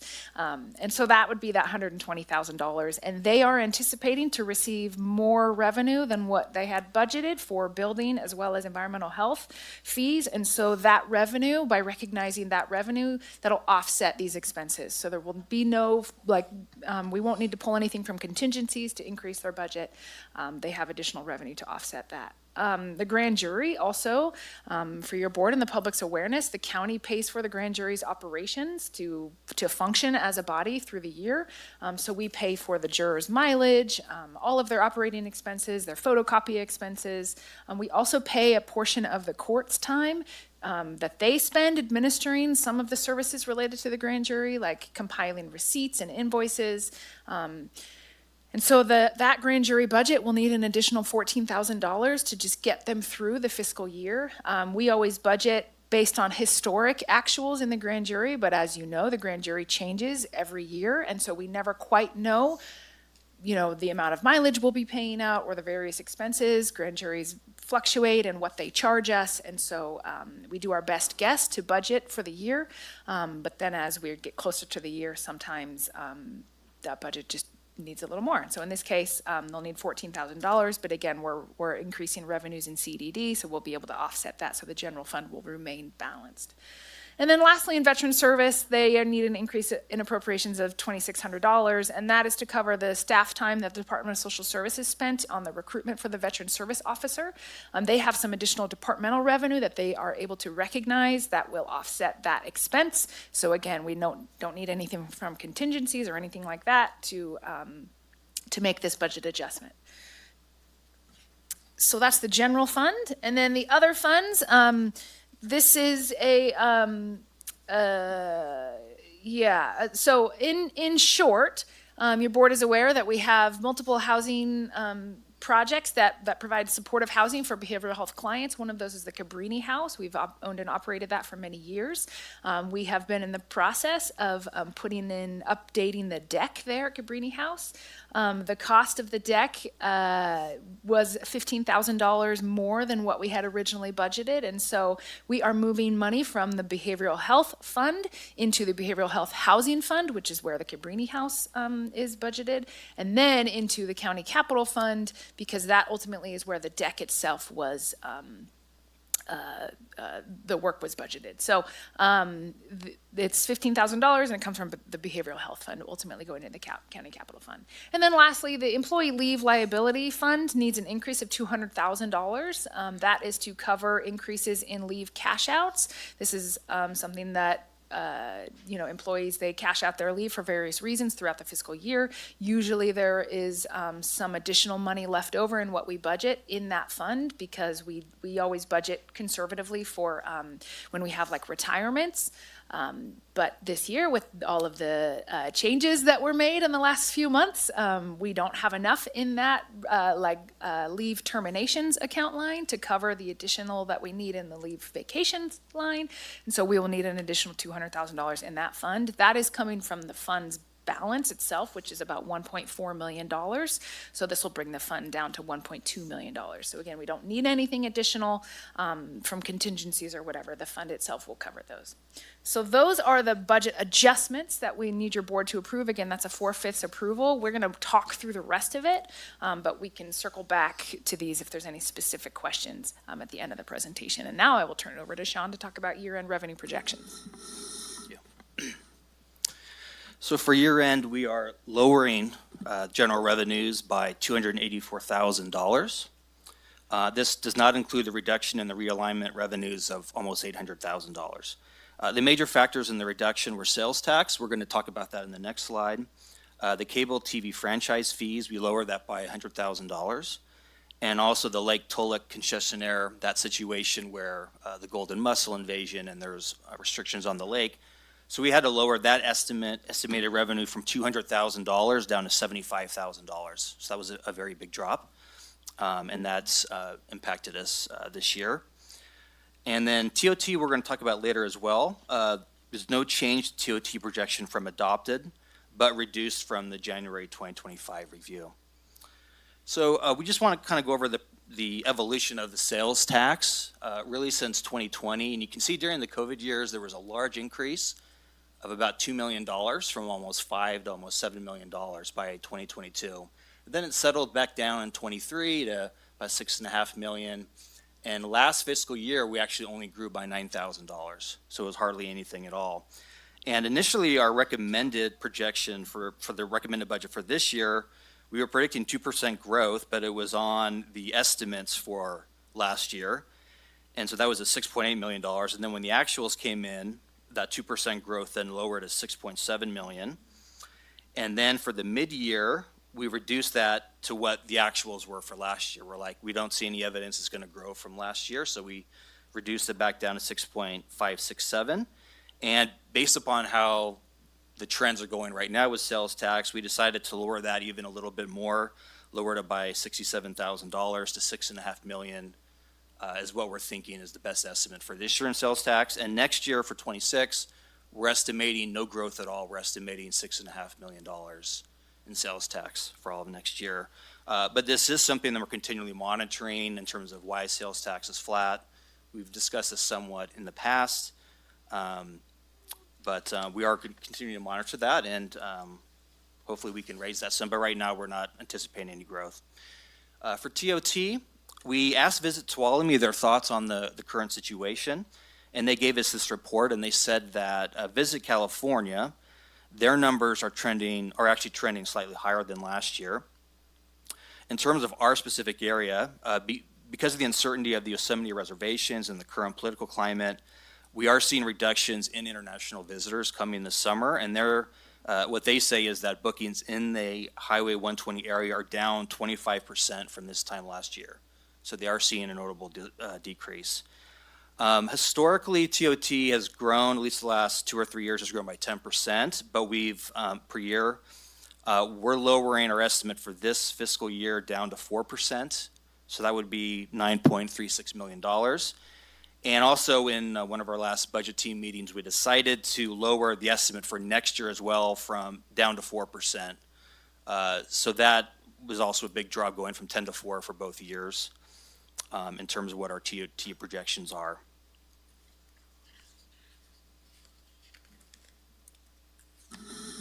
Okay, so now we're going to talk about estimated ending fund balances and those projections. So first, we're going to start with the general fund because, again, this is the one that the board has the most discretion over. So in short, we are estimating just about a $5.7 million fund balance, ending fund balance for the general fund. And we broke it out by broadly the sources of where that fund balance comes from. So first, contingencies at mid-year were budgeted at $1.1 million. And then in March, we made the budget cuts at your board's direction. That was the $2.6 million, and your board added that to contingencies. Then as the revenue projections, and Sean just mentioned, we are actually looking at our general revenues going down by $284,000 for this fiscal year, and so that's actually a reduction. And then we worked closely with the auditor's office to look at our the actual payrolls that we've put out so far and how many pay periods we have left in the fiscal year, and what we estimate to be savings from salaries and benefits, and that's specific to the hiring freeze that your board has instituted, again in anticipation for the shortfalls that we were expecting in the next couple of years. And so in total, we're expecting about just under $2 million of salary savings across all departments in the general fund, due to the hiring freeze and vacancies. And then we always look at, our departments always analyze how their departmental revenues are coming in, how their expenses are going, their operating expenses, and then part of this year-end review, they estimate and project where their revenues, they think they're gonna end the fiscal year, and where they think their expenses are gonna end the fiscal year. So some departments are estimating that their departmental revenues, I just mentioned previously about like building permit revenue, we think that's gonna be a little bit higher than what we had projected, but some other departments are projecting that their departmental revenues are actually gonna not meet what they had budgeted last year. They're gonna be lower than estimated. And it's the same with operating expenses.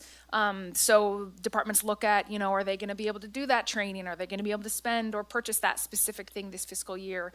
If not, then we reduce those expenses, or those estimated expenses. And so in total, with all of those ups and downs, we're looking at an additional $82,000 from departments.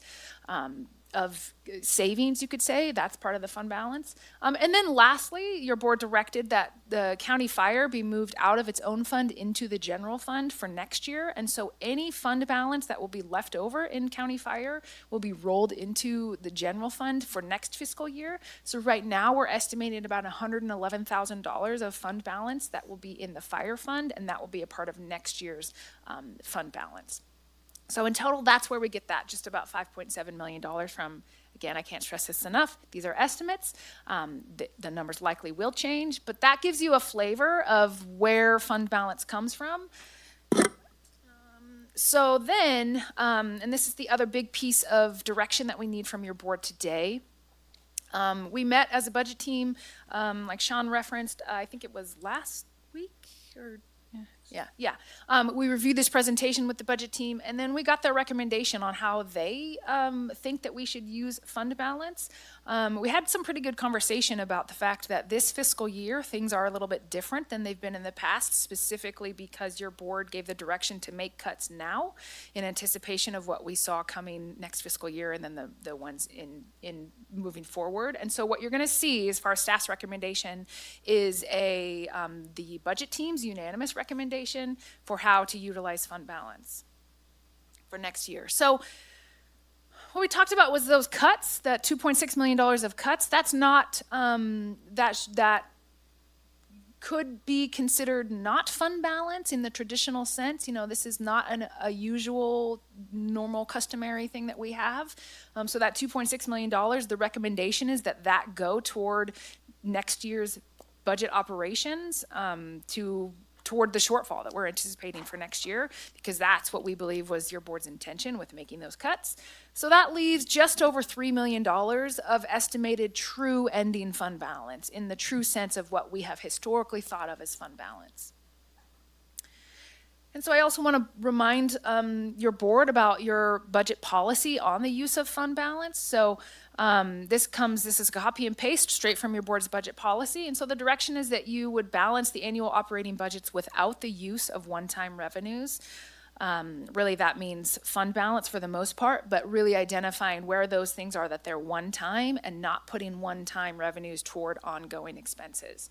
And a couple years ago, your board updated the budget policy to include that 50% of the 10-year rolling average of actual fund balance could be considered reoccurring revenue. The idea is if we have it year over year for the last 10 years, that it's probably reoccurring. And as you saw on the previous slide, when we're talking about $2 million comes from salary savings. Salaries are something that don't go away, assuming the position is still funded, and that is the intention with these positions that you saw here. So that really is reoccurring that we would have into next year.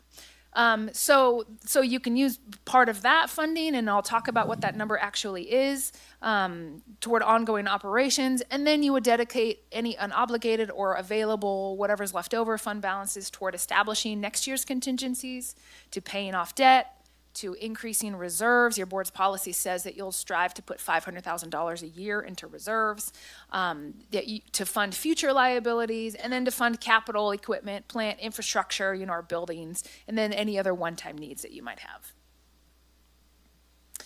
Okay, so this is staff's recommendation for using that $3 million of actual fund balance for next year. So our recommendation is that $1 million of it go to fund contingencies next year. The budget policy actually says it's 1% of the operating budgets of the general fund. And so it ends up being a little bit, just slightly higher than $1 million, but for now, we can keep it at that even $1 million. And that would come from contingencies that were budgeted last year or this current year that we haven't spent yet. So we would just re-budget next year. Then we are recommending that you put $1 million into capital so you'd put it in the capital fund for deferred maintenance specific for buildings and our capital needs related to our buildings. Last year, your board did that same thing and paid for the HVAC replacement at the A&F building. And so we would meet with our capital projects team. In fact, we are meeting with them on Thursday and identifying which specific projects, the highest priority needs for our buildings and infrastructure. And then we would, at the recommended budget in June, we would present to your board those specific capital projects that your team is recommending that you prioritize. If you choose to put this $1 million toward capital, we would let you know the recommendations for how to use that $1 million for building needs. And then also the recommendation is using $500,000. And that would go toward reserves, funding reserves, according to your board's budget policy. But when we're talking about, again, estimated ending fund balance, it is not actuals yet. And so our recommendation is to not actually put the money in reserves yet, because it is challenging to pull money from reserves should something happen and fund balance doesn't come in the way that we're projecting. So our recommendation is to use it as a placeholder and actually put it in contingencies. And then at the adopted budget in September, we would pull it out of contingencies and officially make the move to put it into reserves where it would live. And then we would pull it only in the event of an emergency. And then lastly, that leaves $560,000. And staff's recommendation is that would go toward anything that's needed for balancing next year's budget, the operations. You can see the 50% of the 10-year rolling average of fund balance is $1.5 million. So you're well within that, your board's budget policy. So anything that would be left over that needs to balance next year's budget of that 560 would go to that. And then anything beyond that would go just to contingencies while we, again, work with the auditor's office to finalize how we actually end the year. And then when we bring the adopted budget back to your board in September, then we would have a more robust conversation about the actual uses of actual ending fund balance. So that gives you that $3 million in estimated true fund balance, and that's staff's recommendation for how to use it. And I'm going to turn it over to Sean to talk about the rest of the funds and their ending fund balances. So for the HHSA funds, public health ended with $680,000, and that's essentially contingencies that will be rebudgeted next year as contingencies. Behavioral health, $1.6 million. Again, will be rebudgeted. Contingencies, Department of Social Services, about $2.8 million. And again, that will be rebudgeted as contingencies. And we're actually going to have Wendy Hoffman-Brady from HHSA come up and actually explain the situation with the HHSA funds right now, and also for next year, what they're dealing with and what they're concerned about. Good morning. So Health and Human Services is anticipating reduced funding in all three of our main departments, which is Social Services, Public Health, and Behavioral Health, for current and future years. This is due to numerous funding sources and grants ending and projected shortfalls in our realignment funding. Realignment is based on state sales tax and vehicle license fees. If spending in those areas are reduced during times of economic downturns, realignment funds are impacted.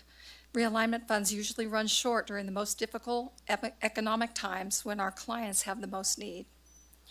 Because realignment covers a large number of programs, it is something mistakenly thought of as discretionary funds. In truth, they are not. They are limited to the specific programs within the main departments in HHSA based on the Welfare and Institutions codes. Some of the larger programs covered by realignment include outpatient mental health, psychiatric hospital placement costs, and all of the child welfare systems services, including foster care placements and adoption payments and services. A significant portion of public health realignment goes towards the cost of inmate medical costs at both the jail and juvenile hall. The reduction and the transfers out from general fund to HHSA in this presentation is based on the fact that the realignment funds did not reach base in 23-24. Each county is allocated a base amount of funding, and not meeting base means we did not receive the level of funding needed to operate realigned programs. This is a significant reduction in all areas of the departments, but especially to behavioral health. Not only did this reduction impact the fiscal year 23-24, it will impact several years as the base amount is reset back to a 2011 set amount when the base was not met. This represents a shortfall of $696,000 in behavioral health. This revenue will only rebuild if sales tax and vehicle license fees increase over the new set base of realignment before growth funding is allocated to behavioral health. This takes years. It took 12 years for the behavioral health amount to have increased up to the nearly $700,000 increase over the guaranteed allocation that was set in 2011. Not only are the realignment funds significantly reduced across HHSA departments, the governors may revise and the federal budget are looking to cut to public health and social services funds, including CalWorks, Medi-Cal, CalFresh. With all of HHSA's recommended budgets, HHSA's recommended budgets will be eliminating and freezing a significant number of positions in order to reach a balanced budget. We just wanted to give your board a picture of what we're seeing in HHSA. You know, as I mentioned in the beginning, we've been highlighting the general fund because that's the one where we've been projecting, where your board has the most control over, and we've been projecting these shortfalls. But as you heard, HHSA also is projecting some significant reductions in their revenues as well. And so, you know, a lot of funds are struggling with future budgets. So just wanted to give your board kind of that picture and flavor.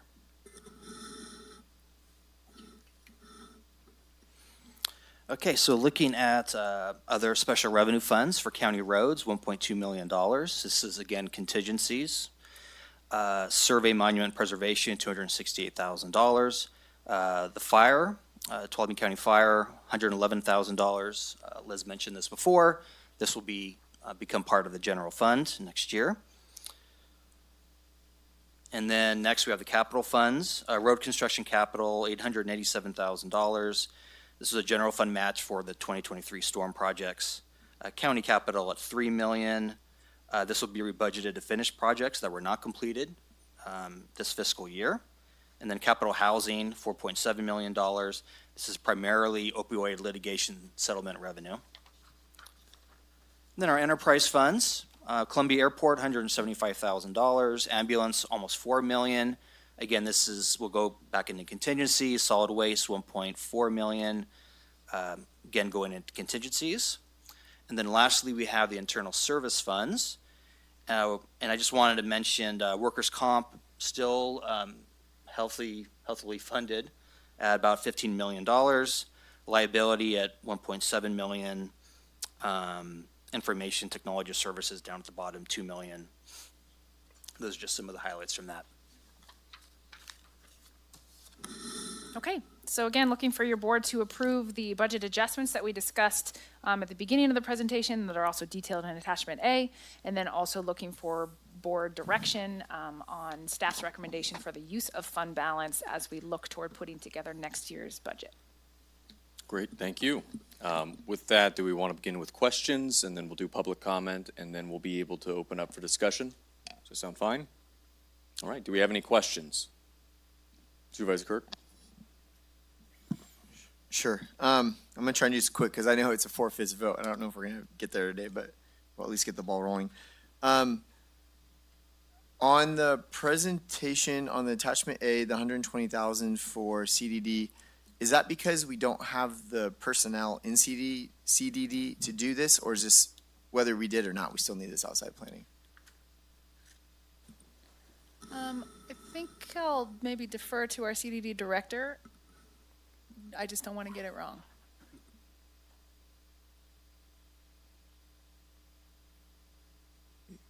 Hey, Quincy. Good morning, Quincy Ely, Community Development Department Director. Supervisor Kirk, thank you for the question. This is because we have vacant positions in the planning division that are not filled with employees that have the high level of technical capability to write those reports. We have several experienced planners in that department, but there's just a volume of work that goes beyond their capacity. Okay. Did we have some staff leave recently or part of the budget cuts? Is this related to that at all, or is it just? It is related to that. 2 staff members in the planning division put their notice in fear of being laid off. Okay, so there's a savings there, which. That salary savings, I'll let the CEO's office talk about it. Yeah, that was cut as a part of the mid-year budget cuts. Pass, okay. As far as disregard. That was not positions that were eliminated. When I referred to the about $2 million of salary savings that we're anticipating, that would have been incorporated into that. Okay. Initially, kind of around mid-year, it was thought, I asked for that $70,000 and it was intended to be covered by salary savings within CDD, but now is no longer because it's an extra ask from at your board. If it could be covered by salary savings, we would do a budget transfer to move revenue move that money from salaries into this line item. Okay, thank you. Anything else? No. Thank you. Not for me. All right, thank you.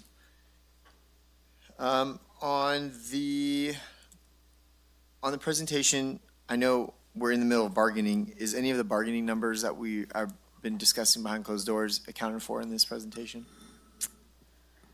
Because there's going to be potential costs there. Or is that no, 25, 26? yeah, mostly no. Okay.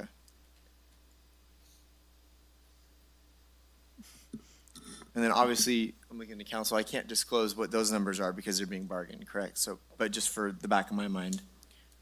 Right, there will be, I think at least one MOU coming to your board, hopefully next board meeting. Okay. And that will one's- be covered just okay, fine. Yeah. Okay. So that's the only one that would be contemplated. Nothing else would be included at this point. So the larger bargaining items obviously would take place 25, 26, so they're not being accounted for in this budget.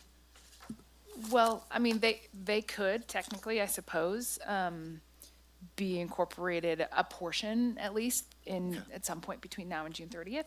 And we would account for that if needed. But otherwise, it will all be included next year, if there's anything to include. All right. And then on this budget, I know, we have back to the recommendations where we have, our board policy of pay down county debts, increase reserves, fund future liabilities.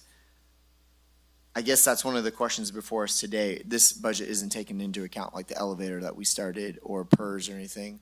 You're looking for direction on if we want to put money towards that? None of it's been taken into our yearly annual payments to PERS and other debts and liabilities. Yeah, so our normal PERS fixed payment will be incorporated into next year's budget. That's just a part of what we have to Just wanna balance be toward, clear. but anything above and beyond Just is wanna not be clear. included.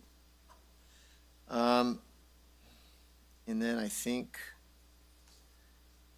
a question that came up, and it's not in here, but it's come up over the last few weeks, is the public safety will. There was potentially some confusion, maybe coming from staff or some department heads, as far as on the public safety will. We said no increase, but my understanding is that no increase is also coming off as if there's step increases or there's natural business that occurs within, what's it called? When you're promoting or when you have Longevity. your COLA, what's that? Longevity pay. So I just want to be clear. I want to clear that up today. My intent was don't grow as in don't add, but whatever's currently happening, your step increases would not be considered part of that increase. So I don't know if that needs to be discussed today, but my intention was don't grow above and beyond other than what normal business would entail. Does that make sense? That does make Okay. sense, yeah. So is that an issue? Has that been discussed? Yeah, I mean, Yeah. I wouldn't say it's an issue, but certainly the lack of clarity has been, I'm not gonna say challenging, but it's certainly something we're working through. Because just as you said, people are working through their steps and we have to, or, another thing that's come up is like contracts increase, like the price for whatever goes up. But same with like rent goes up or what, there's stuff that goes up. I will in the past, the direction has always been to departments, regardless public safety or otherwise, to develop next year's budget with status quo, meaning use last year's numbers as your starting point. I recognize that's challenging when you've got personnel that are working through their steps or whatever. That would be my recommendation as a starting point.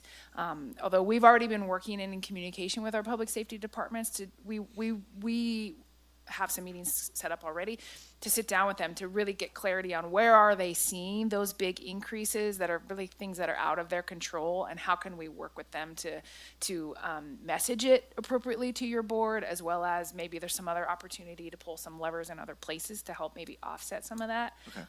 My understanding, and so the clarity will be super helpful today, my understanding was your board did not want any growth from what was presented, as far as the number itself, from what was presented in the 2026 projection budget, which is what we presented to your board on June 14th, January 14th.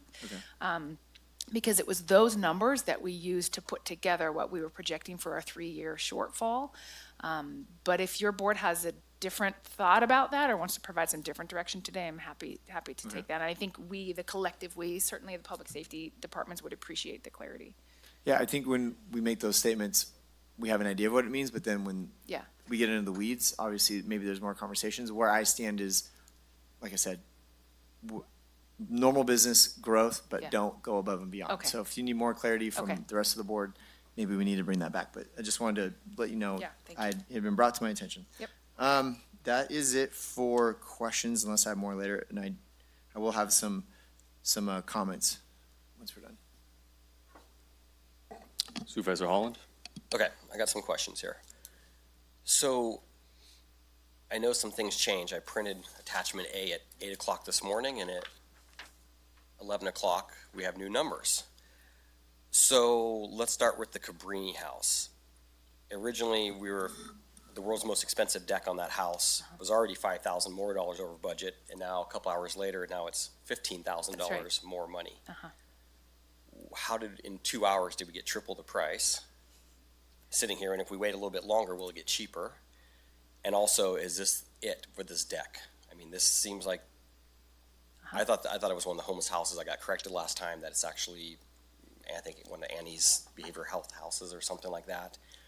Will this finally put this thing to bed, or why is it still costing more? And why did it triple in a couple hours here? So that's one question, or we can answer that one first. Sure. I'll start with the second question, which is this going to increase or go down in a little bit? No, the work is done now. Okay.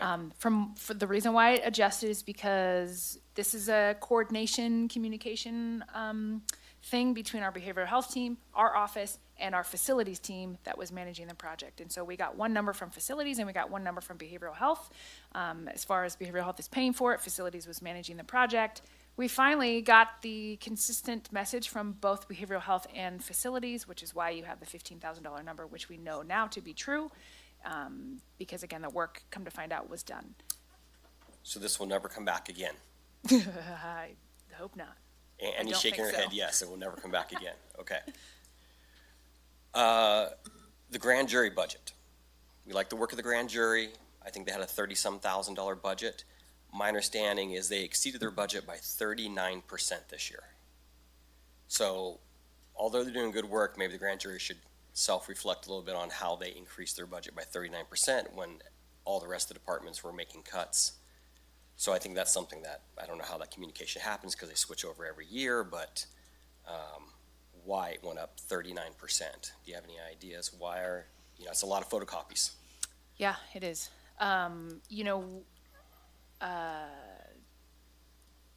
Yeah, all I can say is we work closely with them.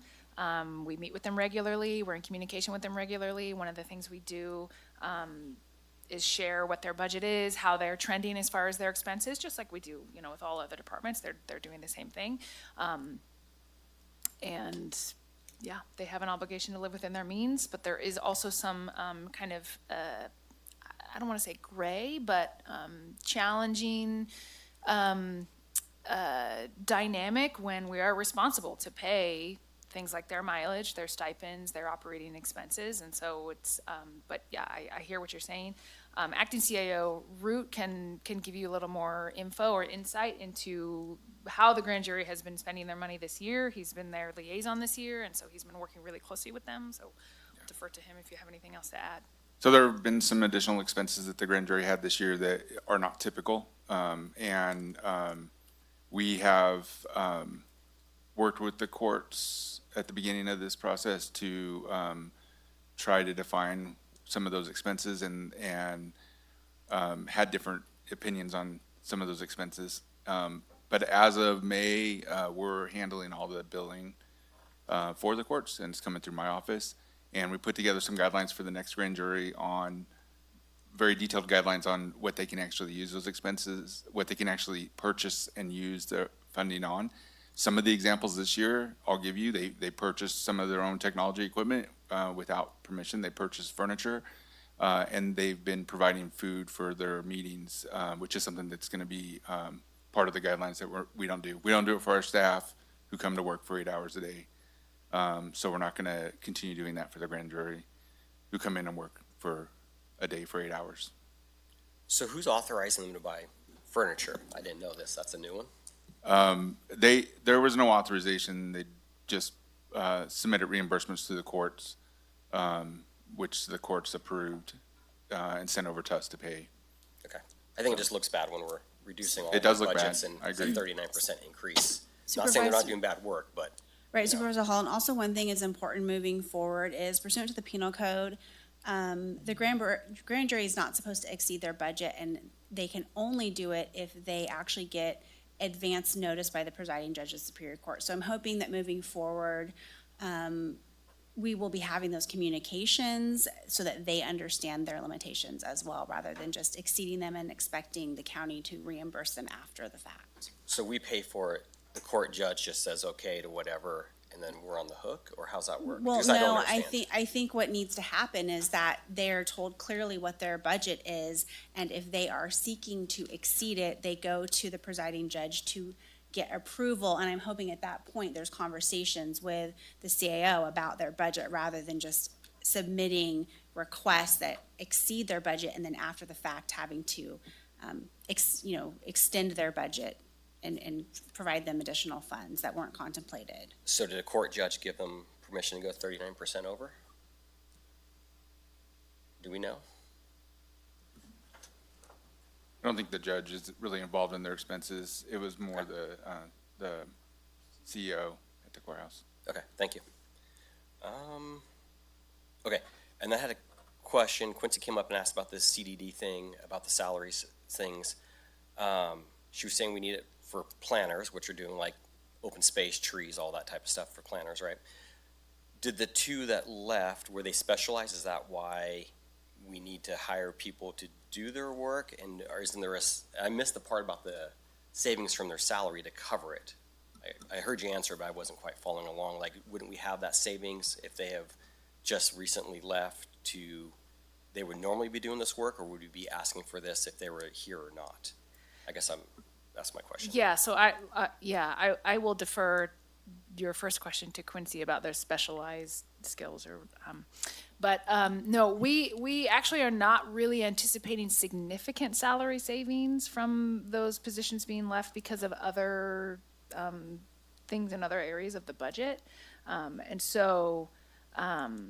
Like, are we That's- applying their savings somewhere else? Because I mean, obviously, there's a savings if they left. Yeah. So where does that money go? No, so it will be a part of salary savings. We're not anticipating it to be $70,000. Okay. And so that's why we are requesting your board recognize that additional revenue as a way to offset that additional expense, rather than just, as Quincy mentioned, doing the budget transfer within the budget.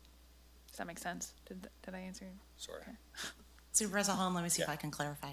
So I asked for the $70,000 actually weeks and months ago, anticipating that we were going to be having an increase in workload and hearing that some of the staff members would be leaving. So actually that $70,000 is allocated to consultants to do work already because I thought it was in the budget.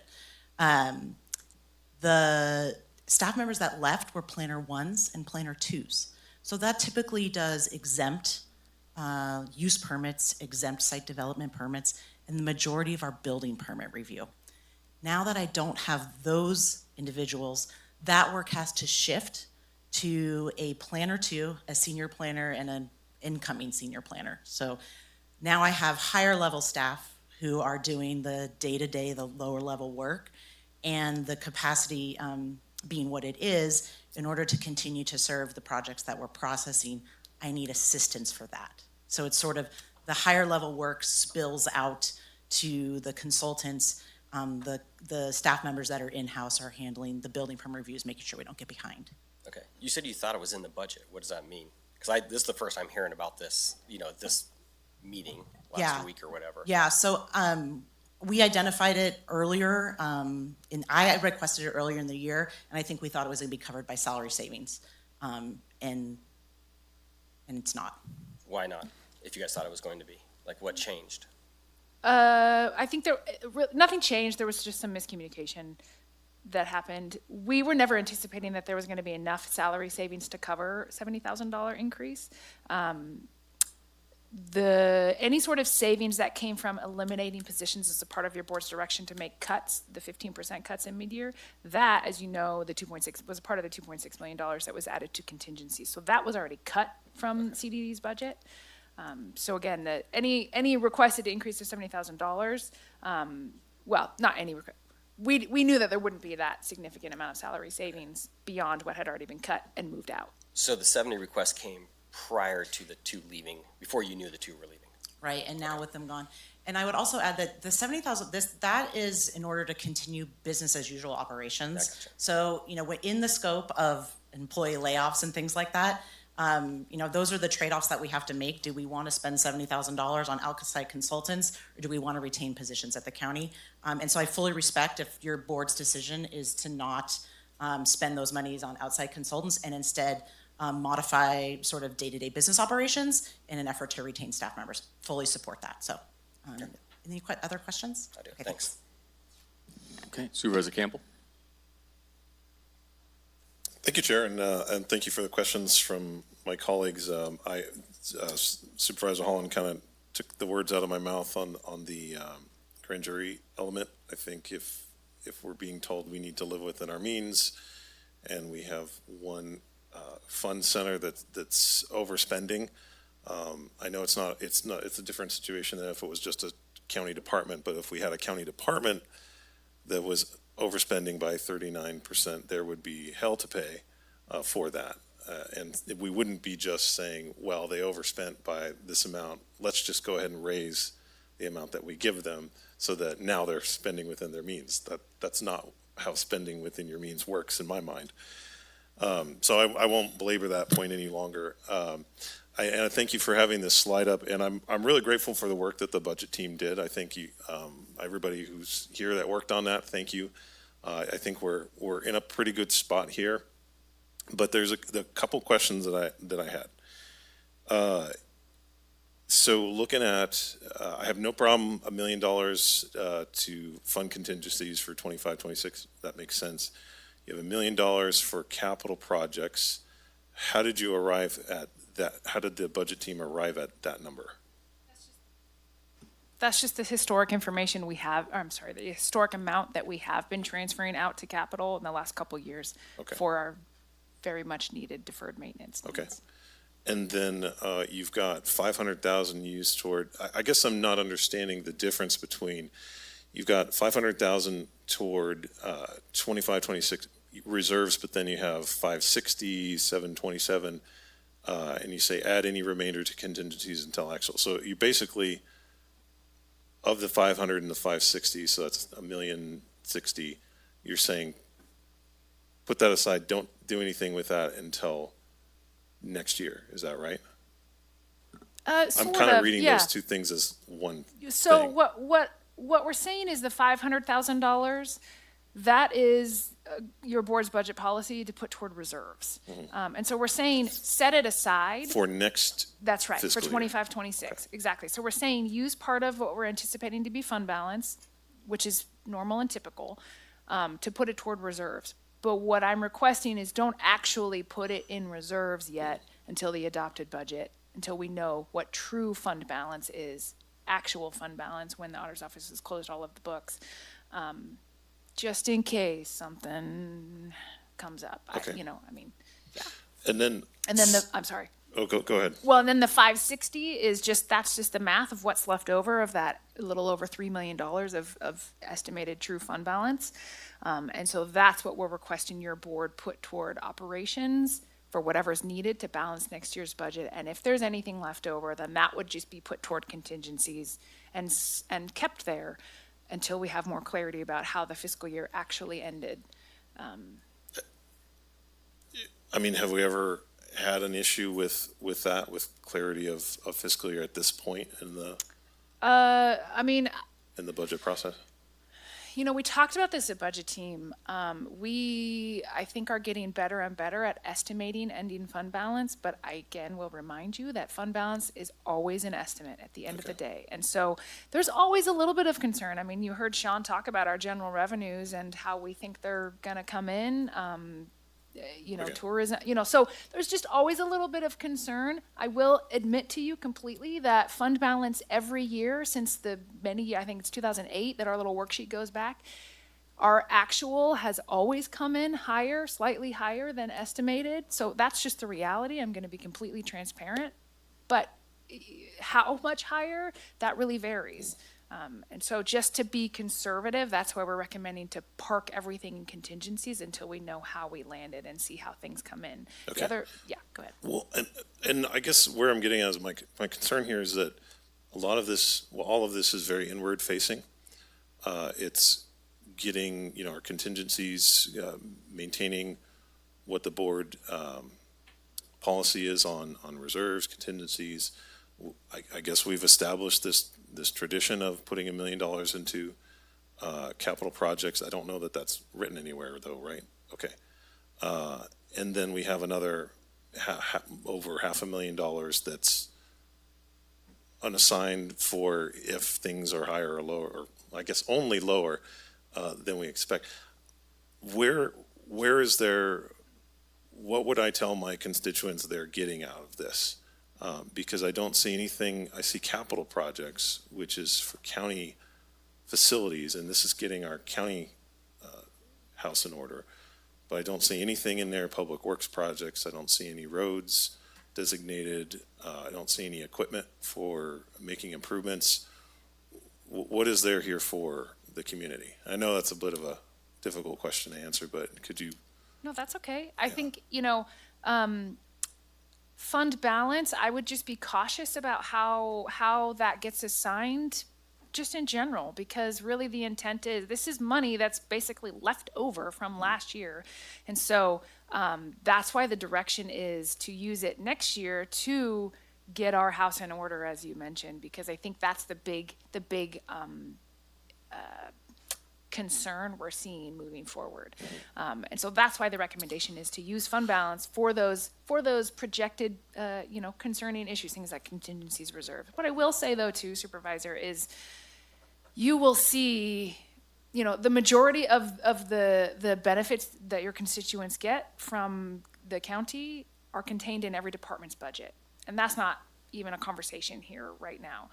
That's what you will see as we put the recommended budget together. You will see the services that our departments provide your constituents. But at the end of the day, you're correct. When you look at maybe a road being paved or a piece of equipment being purchased, that's not in here. Well, using road paving as a starting point, there was a point where we would do opportunity cost analysis for some of this. And that's my concern. I'll use Big Hill Road as an example. You know, it's a road we've talked about multiple times. It covers District 1, Columbia, ends up in my district. It's how people from Twain Harte get across, or at least it used to be. That is a problem that will not change next year. However, the repairs, if we've already established that is a priority to do, and we've talked about it multiple times, it just, the funding never seems to get into this stage of the budget talk. We already know we're going to have to do something about that road. If we do it now, it will be cheaper in the long run to at least look at a portion of it than it will be to say, we're going to set $560,000 aside, see what happens in the next fiscal year, and then maybe we'll decide to do it. In the interim, we've essentially, that 560 has become now, 480 because of the opportunity cost loss. So that's my concern, is that if we're relatively, sure that this money is there and we're not doing anything with it, there's a cost to that. So that's kind of what I'm looking at.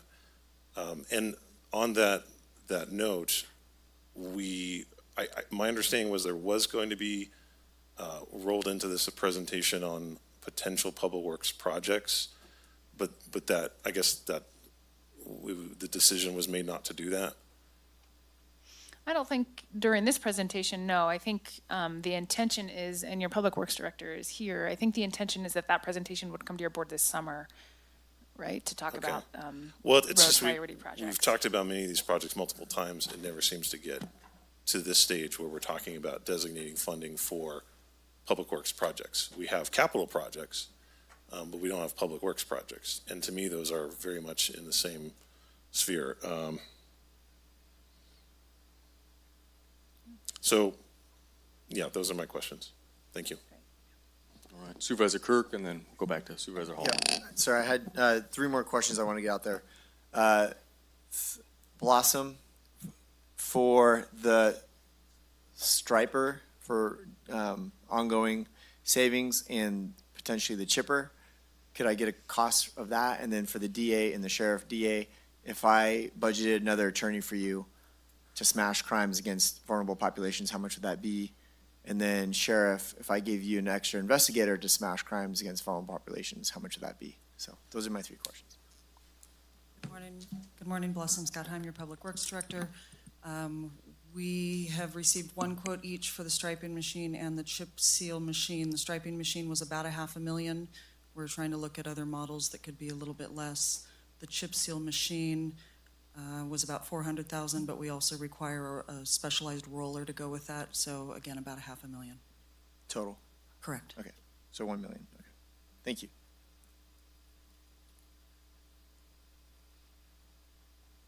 Good morning, Supervisors. Cassandra Jenicky, your District Attorney. For an experienced prosecutor to take on those types of cases, you're looking at anywhere from $200,000 to $250,000, That would be depending on. in-house? That would be in-house, yeah, to bring them on at a degree and step that would be appropriate to handle those types of complicated cases. Okay, thank you.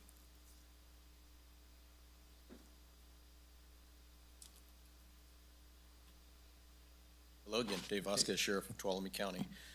For an investigator, it's a little more expensive than a deputy sheriff because of the investigator pay that comes with it. Search warrants, on-call hours is about $156,000.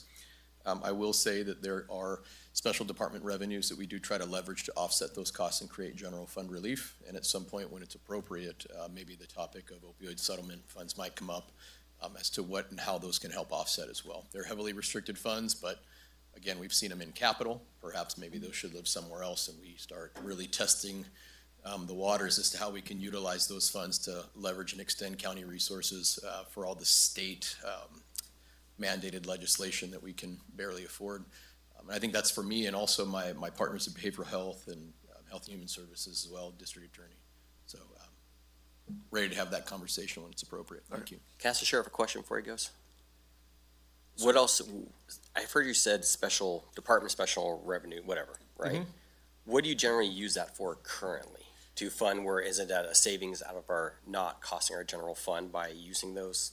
That is correct. So typically, some creative budgeting and really strategic reorganization that took place about a year ago, shortly after I took office, was reinventing what high-risk operations look like in Tuolumne County. So right now, primarily, the Community Corrections Partnership helps fund and offset the majority of our high-risk operations associated with supervision and also narcotics enforcement as well.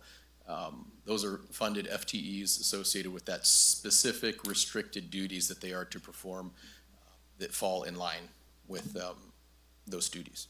So one would And be- also custody, work crew, things like programs also to help. So from custody to also patrol, those special department revenues are often leveraged to fund what would be a general funded FTE.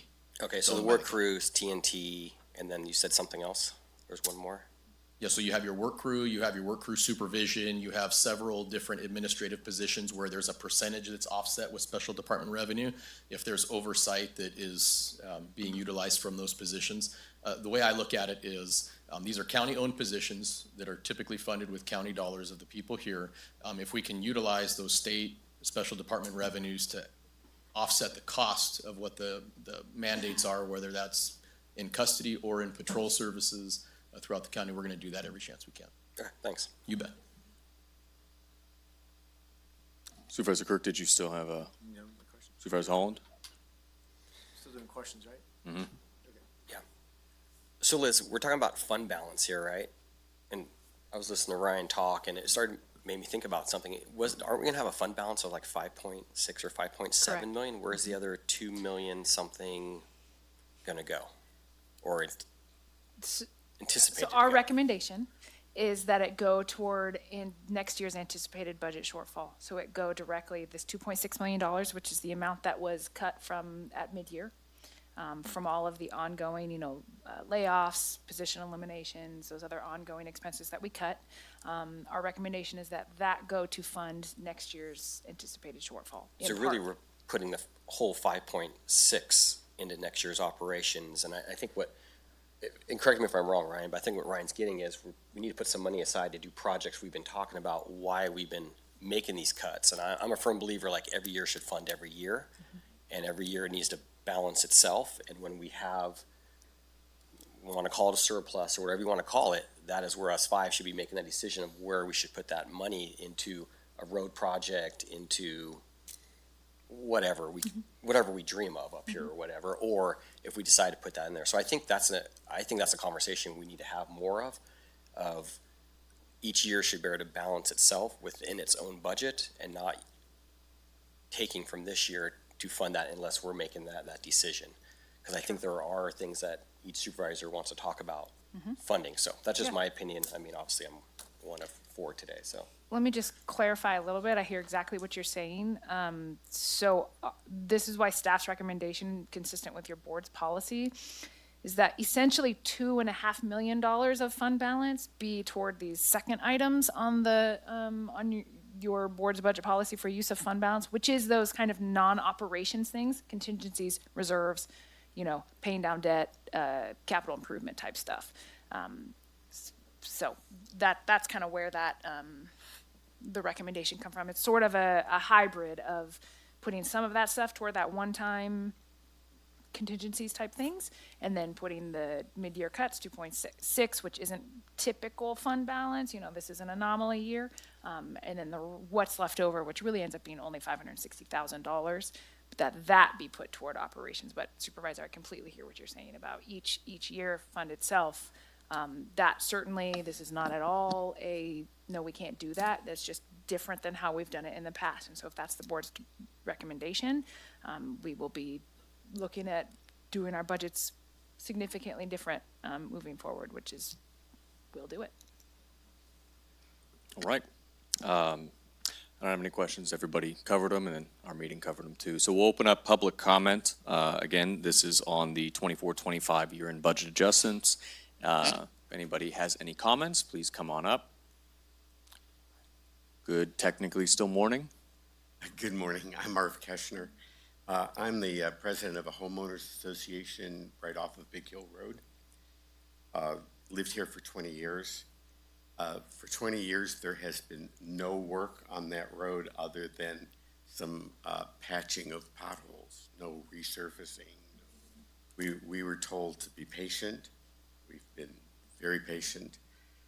The road has continued to degrade. It's at the point now where even resurfacing won't work. For big patches of the road, it's just falling apart. I'd like to point out that for the people who live in Cedar Ridge or the people who live along Big Hill, there are only 2 fire escape routes. One of them is Big Hill Road, and it is not in good shape. Personally, I lost a tire there a year and a half ago, hitting a pothole, blew out the sidewall. And what I'd like to do is read something from one of the other homeowners who wasn't able to be here today. And she writes, when I was in the process of buying my house in the summer of 2013, so that's 11 years ago, 12 years ago, I asked my agent if there were plans to redo the road as it was so bad. There wasn't at that time. That was almost 12 years ago, and still no work has been done. Beside being bad for our cars and a safety hazard, it looks trashy and devalues our homes. Back in 2021, some friends came to visit for the first time.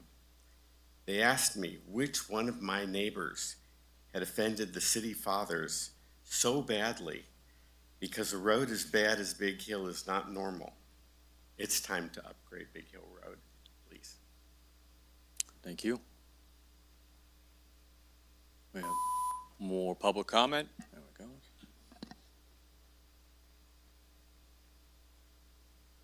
Good morning. Morning. Mike Olenchok. I'm a resident of Cedar Ridge in the Big Hill metro area. I'm also the previous director of Sierra Outdoor School, and I'm the president of the Fire Safe Council. So I'm very familiar with Big Hill Road. We are doing, the Fire Safe Council is in the process of doing 5 fuels reduction maintenance programs in that particular area. When I was at Sierra Outdoor School, I also facilitated the movement of about anywhere from 9,000 to 13,000 students a year up that road via school buses or charter buses. Bellevue Elementary School runs a bus 3 times a day up there. Sonora Union High School District, they run buses a couple times a year. So there's a great deal of use of that road. The edges are deteriorating, and that forces traffic across the center line. We have, during the last three winters, a lot of exfoliation of the surface, and so it's in disrepair. When I moved up here in 2001, the lady that drove the bus for Bellevue School said that there hadn't been anything done on that road in the previous 20 years. So there may be some argument on that, but we're looking at approximately 40 years with no treatment on that road. As the gentleman prior to me indicated, there's a big concern about egress in the event that you can't get down Phoenix Lake or go towards Twainhart. The exit signs that the county put up kind of direct flow of traffic to either Sonora or to Columbia in the event of a catastrophic fire. And so there are issues with getting lots of traffic on that road in its current condition. And that's a concern for the Sheriff's Department and as well as CAL FIRE. So I would encourage you, as I did before I retired from the outdoor school, I often had talked to Public Works about things need to be done on Big Hill Road because it's constantly degrading. We have, I know the outdoor school at this point in time, many charter buses will no longer come up that road. The condition of the road even makes it hard for getting snowplow and emergency equipment in and out during the winter season. So give it some thought. We'd appreciate it. Thank you. Thank you.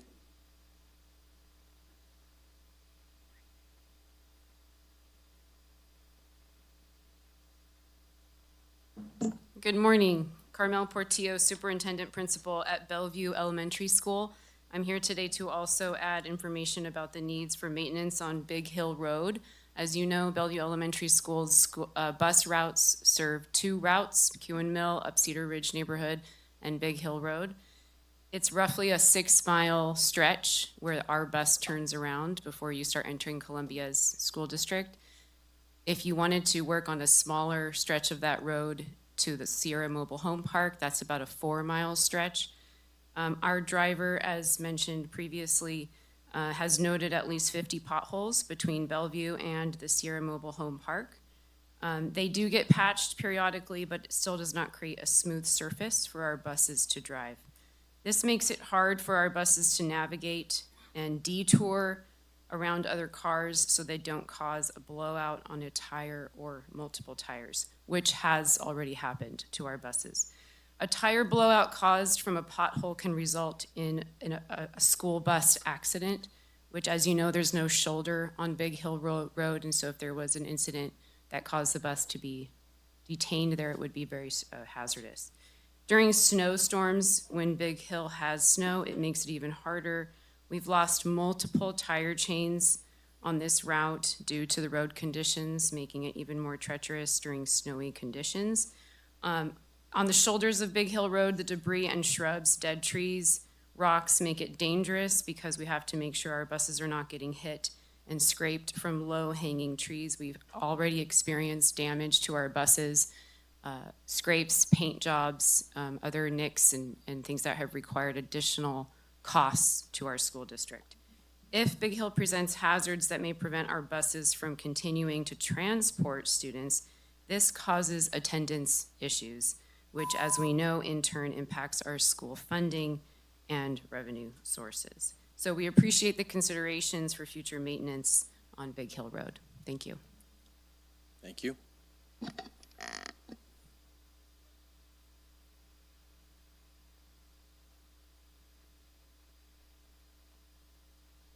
Good morning. Morning. Yeah, just a resident here too of Big Hill Road, and you've heard it. They've said everything that I wanted to say. It's bad. I've hit a lot of the roads around here in the county, and Big Hill Road has got to be one of the worst. You guys probably would agree with me. And I also have to say, like Carmel said, the brush, the spraying of Big Hill Road, I don't think is helping anything. It should be cut back, especially because of the fire danger. That just exacerbates fire hazard of, Big Hill Road. I really would like to see brushing done up there. As much as I would love to have the roads paved, I think brushing is a bigger need up there just for the fire safety. Because if we don't have any houses up there, I mean, what's the use of, So, yeah. The Columbia side of Big Hill is looking pretty good now because they paved it the right way. They used the rollers and patched it well. From about Hatler's Mill going back to Bellevue School, it is getting really bad. I live off of Northridge Road, and going from Northridge to Old Oak Ranch, where the outdoor school is, you got to go 10 miles an hour around those curves because it's so washboarded and cobblestone because of all the patching. It's just really bad right there. Not saying that the rest of the road isn't bad because I'd be lying if I said it was. But yeah, we would really, really like to see something done. I mean, a good patching and then a chip and seal or, something of that nature. But yeah, anything would be helpful at this point. So thank you guys. Thank you.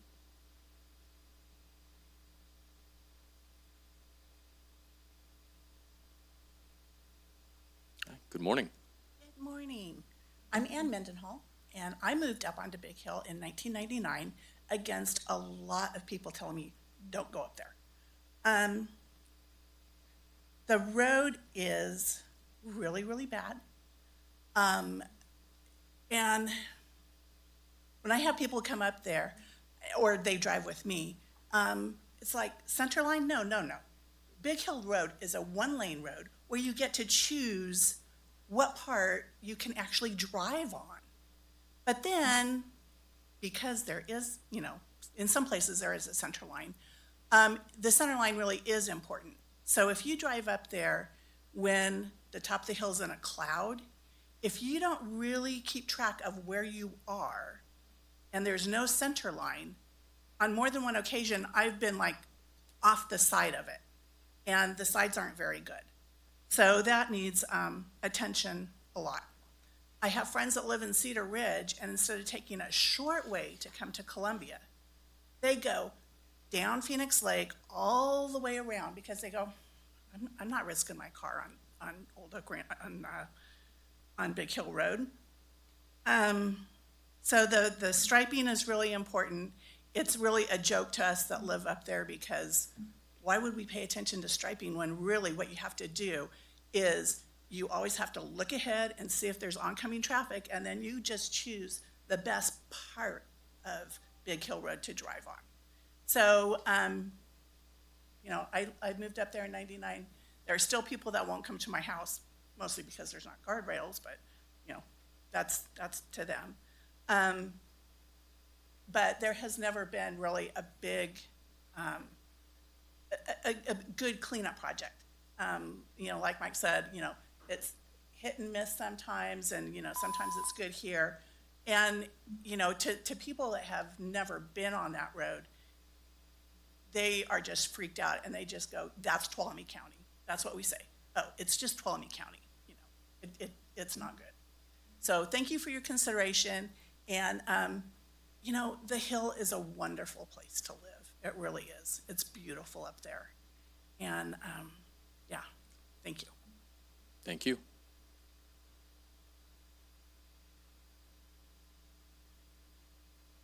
Good morning. Good morning. I just want to advocate for the other side of the ledger a little bit. We need to look at increasing revenues, which means building homes, bringing in businesses. Let's clean up the towns and our townships and bring in more visitors and have more sales tax. And then I think the picture gets better. So maybe there's some investment that we could make in terms of increasing visitation, tourism, and reducing maybe some of the site barriers to encouraging people to come up and visit this beautiful, wonderful county. Thanks. Great, thank you.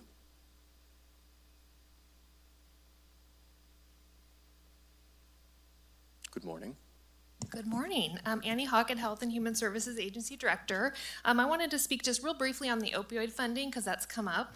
I think this board is aware that HHSA was kind of put in the position of figuring out a spending plan for that funding in the early days of the litigation, working closely with County Council.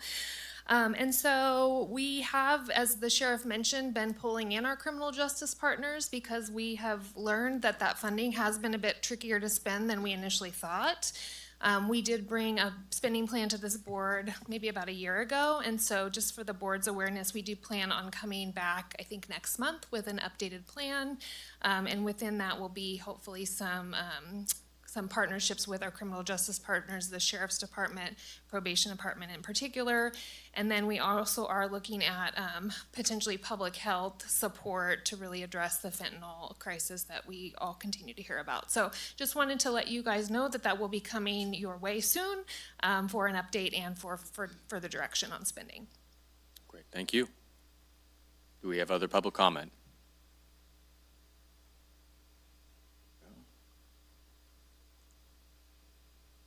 And do we have anybody else who is also planning to make a public comment? If you do, it helps if you come on up there. Anyway, good morning. I'm old and I'm slow. No, you're good. You're good. So I'm a little confused. I'm trying to follow along, but I still feel like I'm kind of hearing a lot of gobbledygook. So there are things I'm concerned that I didn't see mentioned here. So we have a considerable amount of debt service that needs to be paid. We're waiting for FEMA funds to help with some projects. Is FEMA really going to be coming these days? I'm also concerned we've had a lot of storm damage or whatever, flooding, and we're in danger with insurance reimbursements for not having kept up with preventive maintenance. And now I believe we're on some no authorized lists for certain things. And there's some kind of jeopardy of if we, we get grant money for stuff, if we don't spend the grant money, we have to give it back. And then I believe we're a sub-recipient with Groveland Community Services District on a project that if that's not finished, we're on the hook for all of Groveland's expenses. Then there is also some $9 million in jeopardy somewhere related to funding and not finishing projects. In answer to Supervisor Holland's issue about Cabrini House and the deck, I believe that deck was in poor condition for at least 10 years, which probably contributed to the increased cost. I find it kind of interesting that you really wanted to go after the grand jury on their expenses. I know at one time they had a grand jury room that was fully outfitted. I believe that was provided by the county. And then they were removed from using that facility, and they've been scrambling to find other places to meet. And then, of course, they experienced some damage in the building and then had to relocate again. They also had to, I believe they do a lot of mailings, and postage is not cheap. And then I found it kind of astonishing that they had to issue subpoenas because people wouldn't come, and subpoenas are not cheap. So if we're going to talk about getting our house in order, we have a lot of things to look at. Thank you. Great, thank you. All right. Seeing no more public comment on this item, we'll bring it back to the board for discussion. And I didn't have any questions on it. I think my comments are pretty simple. I agree with the comment regarding an economic development fund, and I think a portion should be placed into it. I agree with the idea of investing in equipment for public works that would save us money, specifically chip sealing. And I agree with putting some of this towards road projects, kind of TBD. So I think there's a way to trim $2 million out of this to put it towards things that will save us money, that are different types of deferred maintenance and things that are going to produce revenue. Jaron, can I make one more comment? Sorry. Mm-hmm. I did leave out one piece with the grand jury that I think is important as to why their budget was increased. This is the first year in many years that they've actually met on a regular basis. Since COVID, most of the grand juries have met remotely. And so the expense for their traveling is paid for through the budget. And so them coming together every week like they do has increased a little bit. But I think it also has helped the grand jury work together better and help build that relationship that they have with the county by them coming to one of our facilities every single week versus being remote. So that is part of the expense that was increased also. Supervisor Holland, did you have no comments right now? No, okay, so what are we actually voting on then? We're going to vote on, this is just guidance for next year, right? So I'm looking for your board's approval on the budget adjustments in attachment A, which is the specific year-end changes to the budget, and that requires all four of you to agree. And then also looking for your direction on how we use fund balance so that we can incorporate that as we're putting together next year's budget, which is coming fast and furious. Okay.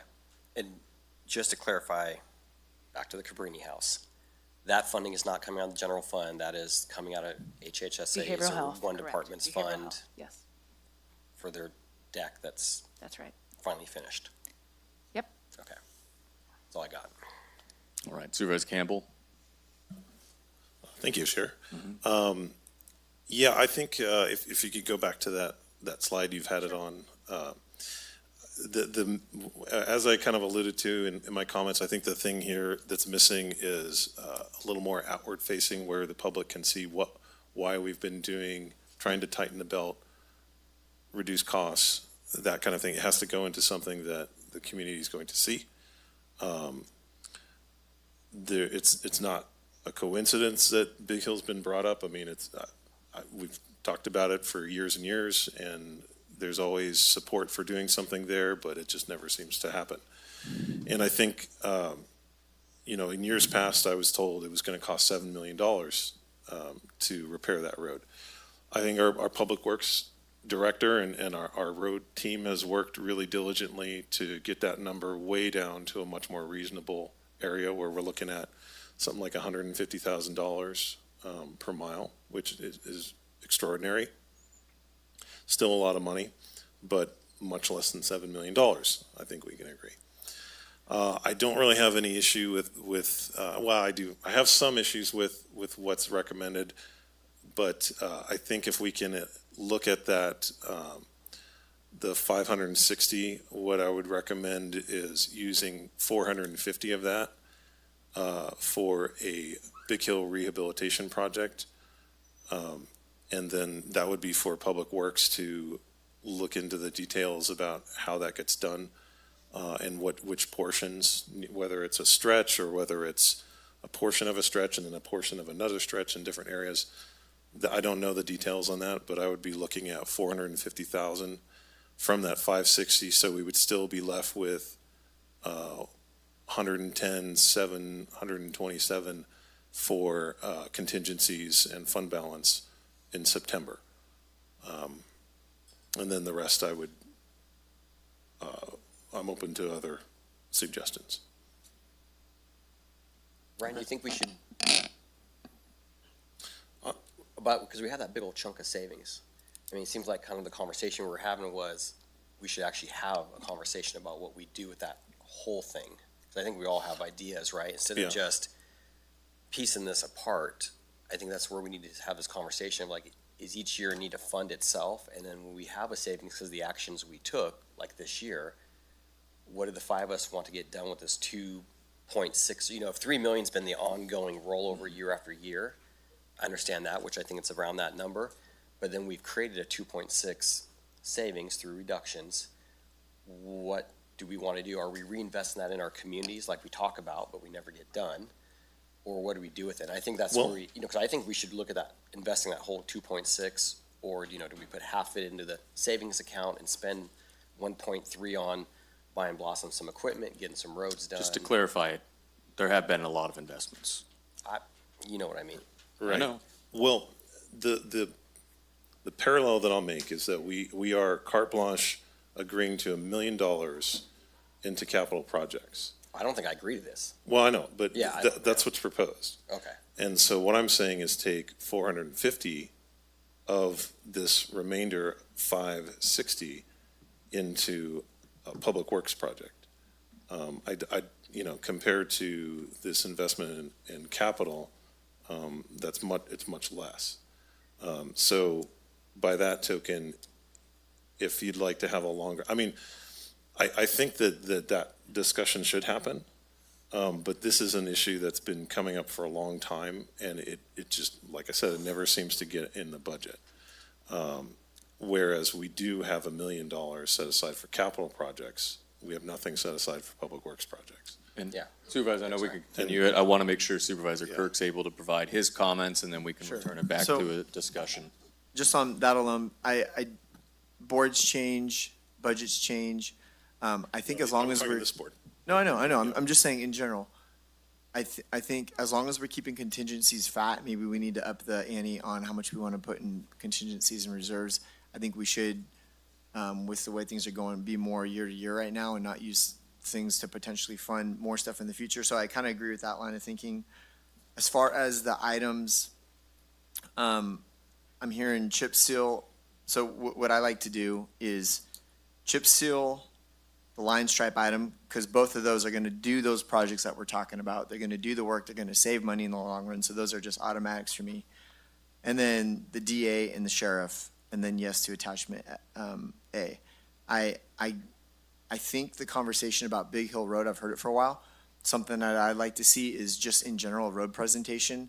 How many miles per district have we paved in each one of our districts, maybe the last 10 years, and just kind of let that guide us as far as where we just need, I need more information on which project, because I know it's a good project, but I'm sure there's others, and I just want to be, I just want to have all the information in front of me to say, hey, if I'm not going to put money towards my district for a road that I think is really needing it, but I see this need over here, and I think it's worth that balance. I want to have that conversation.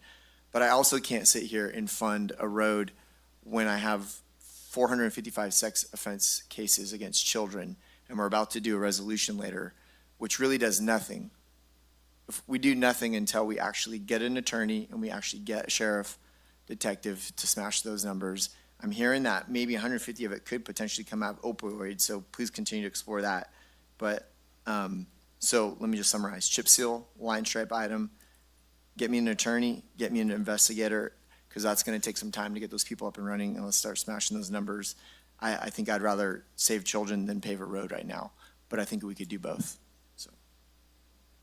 Okay, we'll bring it back to, so a recommendation with this, I've never been a fan of the 50%. I do agree, if needed, we can make one-year allocations in an emergency, but having it as a standard policy, to me, I would rather see what the year surviving in itself looks like and then be able to offset that than have that automatically budgeted in.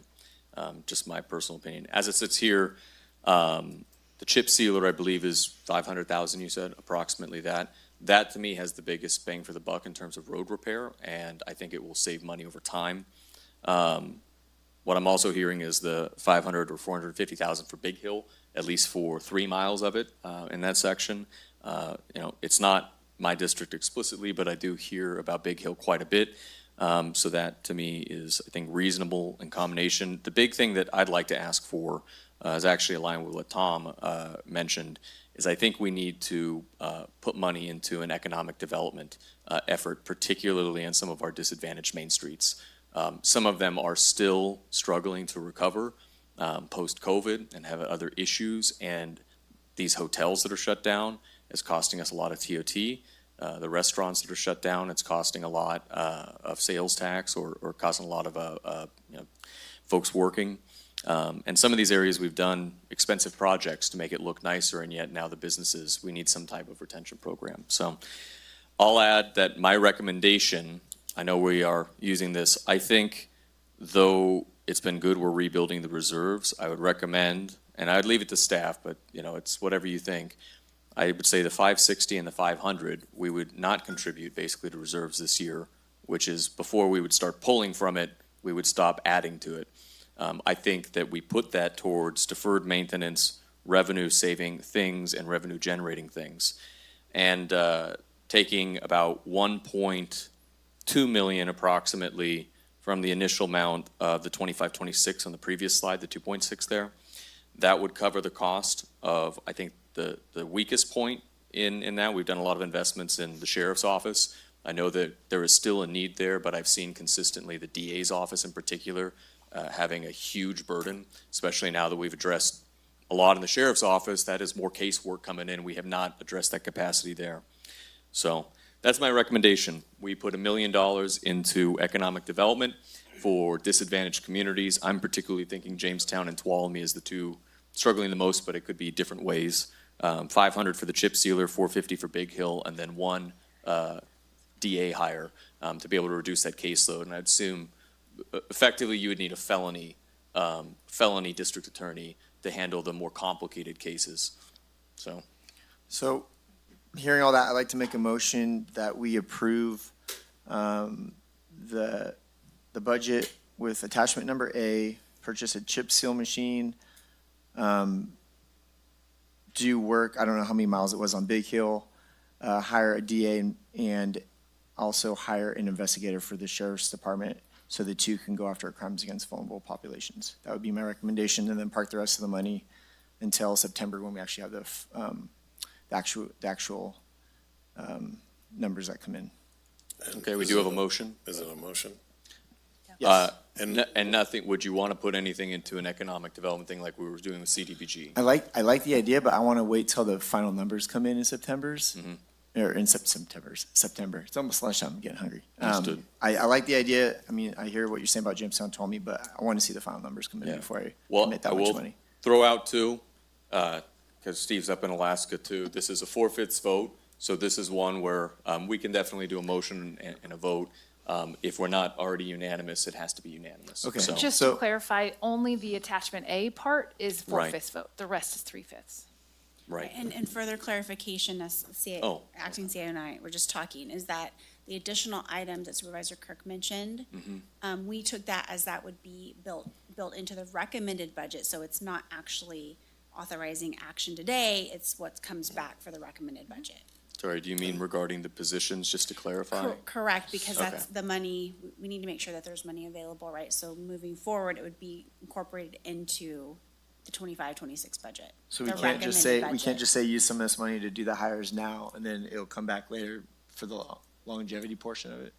It will probably take longer to hire, right, than the budget? Well, I think that you could say that it would be fine to start recruitments now, but what you're doing right now is you're taking action on the year-end budget, which those are not pieces of it unless you're directing that to be pieces of it, which then makes that 4/5, or you're saying incorporate those into the recommended budget, which is just the So, direction, which okay, is a so 3/5 my vote. intent would be to make it a 4/5 vote, because I'm not gonna dump a ton of money on Big Hill if I don't get an investigator and an attorney to go after I'm not gonna bargain and then potentially lose that chip down the road. So it's with the full intent that we're gonna hire, they're gonna be on, they're gonna start doing these cases right away. It's not gonna be bargain later. And I can agree to that with, I would say the caveat that if we're able to offset some of those direct costs with money from something like the opioid Sure. settlement, that Well- we would And one, prioritize the opioid money before If possible, general yes. fund money. yeah, and I'm Yes. concerned with the opioid funding. Just to be clear, opioid funding cannot be used Right. for prosecution. It can be used for treatment and prevention. And so I'm not sure, I haven't been involved in the discussions regarding the law enforcement and what the intent is, but I have been involved in direct communications with our outside counsel about how we can use that funding. So I just want to put that out there for consideration, because again, I'm not clear. So I think our what the intent is intent any way was. that they can shuffle money to make that Yes. cost savings in the sheriff's And department. I asked if the that's district attorney might be able to speak to this request. The idea of what you would need in terms of, I think, the felony crimes, the hiring that Supervisor Kirk mentioned, when that would happen. Should it be today to start, or is this something that should wait to budget? Nice and simple. Not simple at all. So first to the point about the use of opioid funding, just to address that, prosecution is very specifically excluded, I think, as a cost. And So- I meant more the sheriff's side. Right, and so that would not offset any cost for us, so it's number one. Number two, when we're talking about recruitment for a licensure level position, it's going to be difficult, period. Particularly when we know what the situation is when we do a comp of our compensation. So recruitment is going to take a while, particularly for an attorney of that level and of that skill set. So we have an open recruitment right now because we have an opening in our office. So what we can do is, as we're accepting applications for the open position, we can be assessing those individuals for appropriateness for the position that Supervisor Kirk has proposed. Today's May 6th. You all will make a recommended budget decision by mid-June. We're getting, May bar results just came out. So now would be a good time for us to be recruiting, but that person wouldn't onboard very likely until July 1 or later. So if that helps you in terms of timeline, I will make no comment about whether you should be doing a 4/5 on this decision today. But that's kind of our timeline. Does that help? Yes, it does. Let me make a recommendation just based on what the district attorney just said. So perhaps if you want to allocate the position right now as a part of the year-end budget adjustments, and then any needed salary adjustments to the budget, and that would really be both cost centers, assuming you want to go with both. We could come back to your board by June 30th if anything additional salary-wise needs to be added to their budgets. But as the district attorney just said, knowing recruitment timelines and whatever, there may not be any, somebody may not be on board by June 30th, but at least the position would be allocated, and therefore they could start recruiting for it right now. You beat me to it. And then it would be included in the July 1st budget. But it would be, to add the position right now, it would be a budget adjustment as a part of the 4/5 requirement. I think it's good having it in this conversation, but I would agree with that, and I agree with, I think, both of those positions. The We've said every the year, intent is- we have an abuse problem in Tuolumne County, and we have increased we've increased the load of more severe cases that are coming in. Yep. So, Sheriff? I wanted to add a quick point of clarity on that. Council is correct. Sometimes opioid settlement funds are tricky to use when it comes to law enforcement. Staff did draft a plan and an outline that was consistent with all the language that was provided from CSAC and their legal opinions on what qualifies for prevention. That is currently with staff under review. We are going to relentlessly pursue those funds, which would essentially create about $1 million of relief over the course of 3 years. So approximately $333,000 per year, assuming that the powers that be find that it does qualify. And in the event that it doesn't qualify, there are several other projects within our custody facility, all specific towards opioids and medical assisted treatment, that will qualify. So nonetheless, I feel very optimistic that at some point, the talent and the wisdom in the room will get us to where we need to create the relief to accomplish these goals. So thank you. Yeah. Just to offer maybe a compromise of what I'm hearing, and what is here, and we'll see if this is something that makes sense. I do agree. I think our constituents in the community are looking not just at, the only self-strengthening stuff, but some of the projects that are very clear priorities. Roads, very clear. Economic development, very clear. Public safety, very clear. And so I'm happy to support the DA and the investigator position as kind of direction with it. Adding the other three for the decision today with fund balance, I think the chip sealer makes the most sense, and we shouldn't delay that. And that's exactly what fund balance should be used for. I think Big Hill is within a reasonable price at $450 as well. And then I think reducing it, whether it's 500 or $1 million, Tuolumne and Jamestown, again, every area does have challenges. There's businesses in every area. We both know those are two areas in our community, county, that are really particularly hurting and need new businesses specifically to start. So I need to understand, what is the economic? Well, could I make a suggestion there?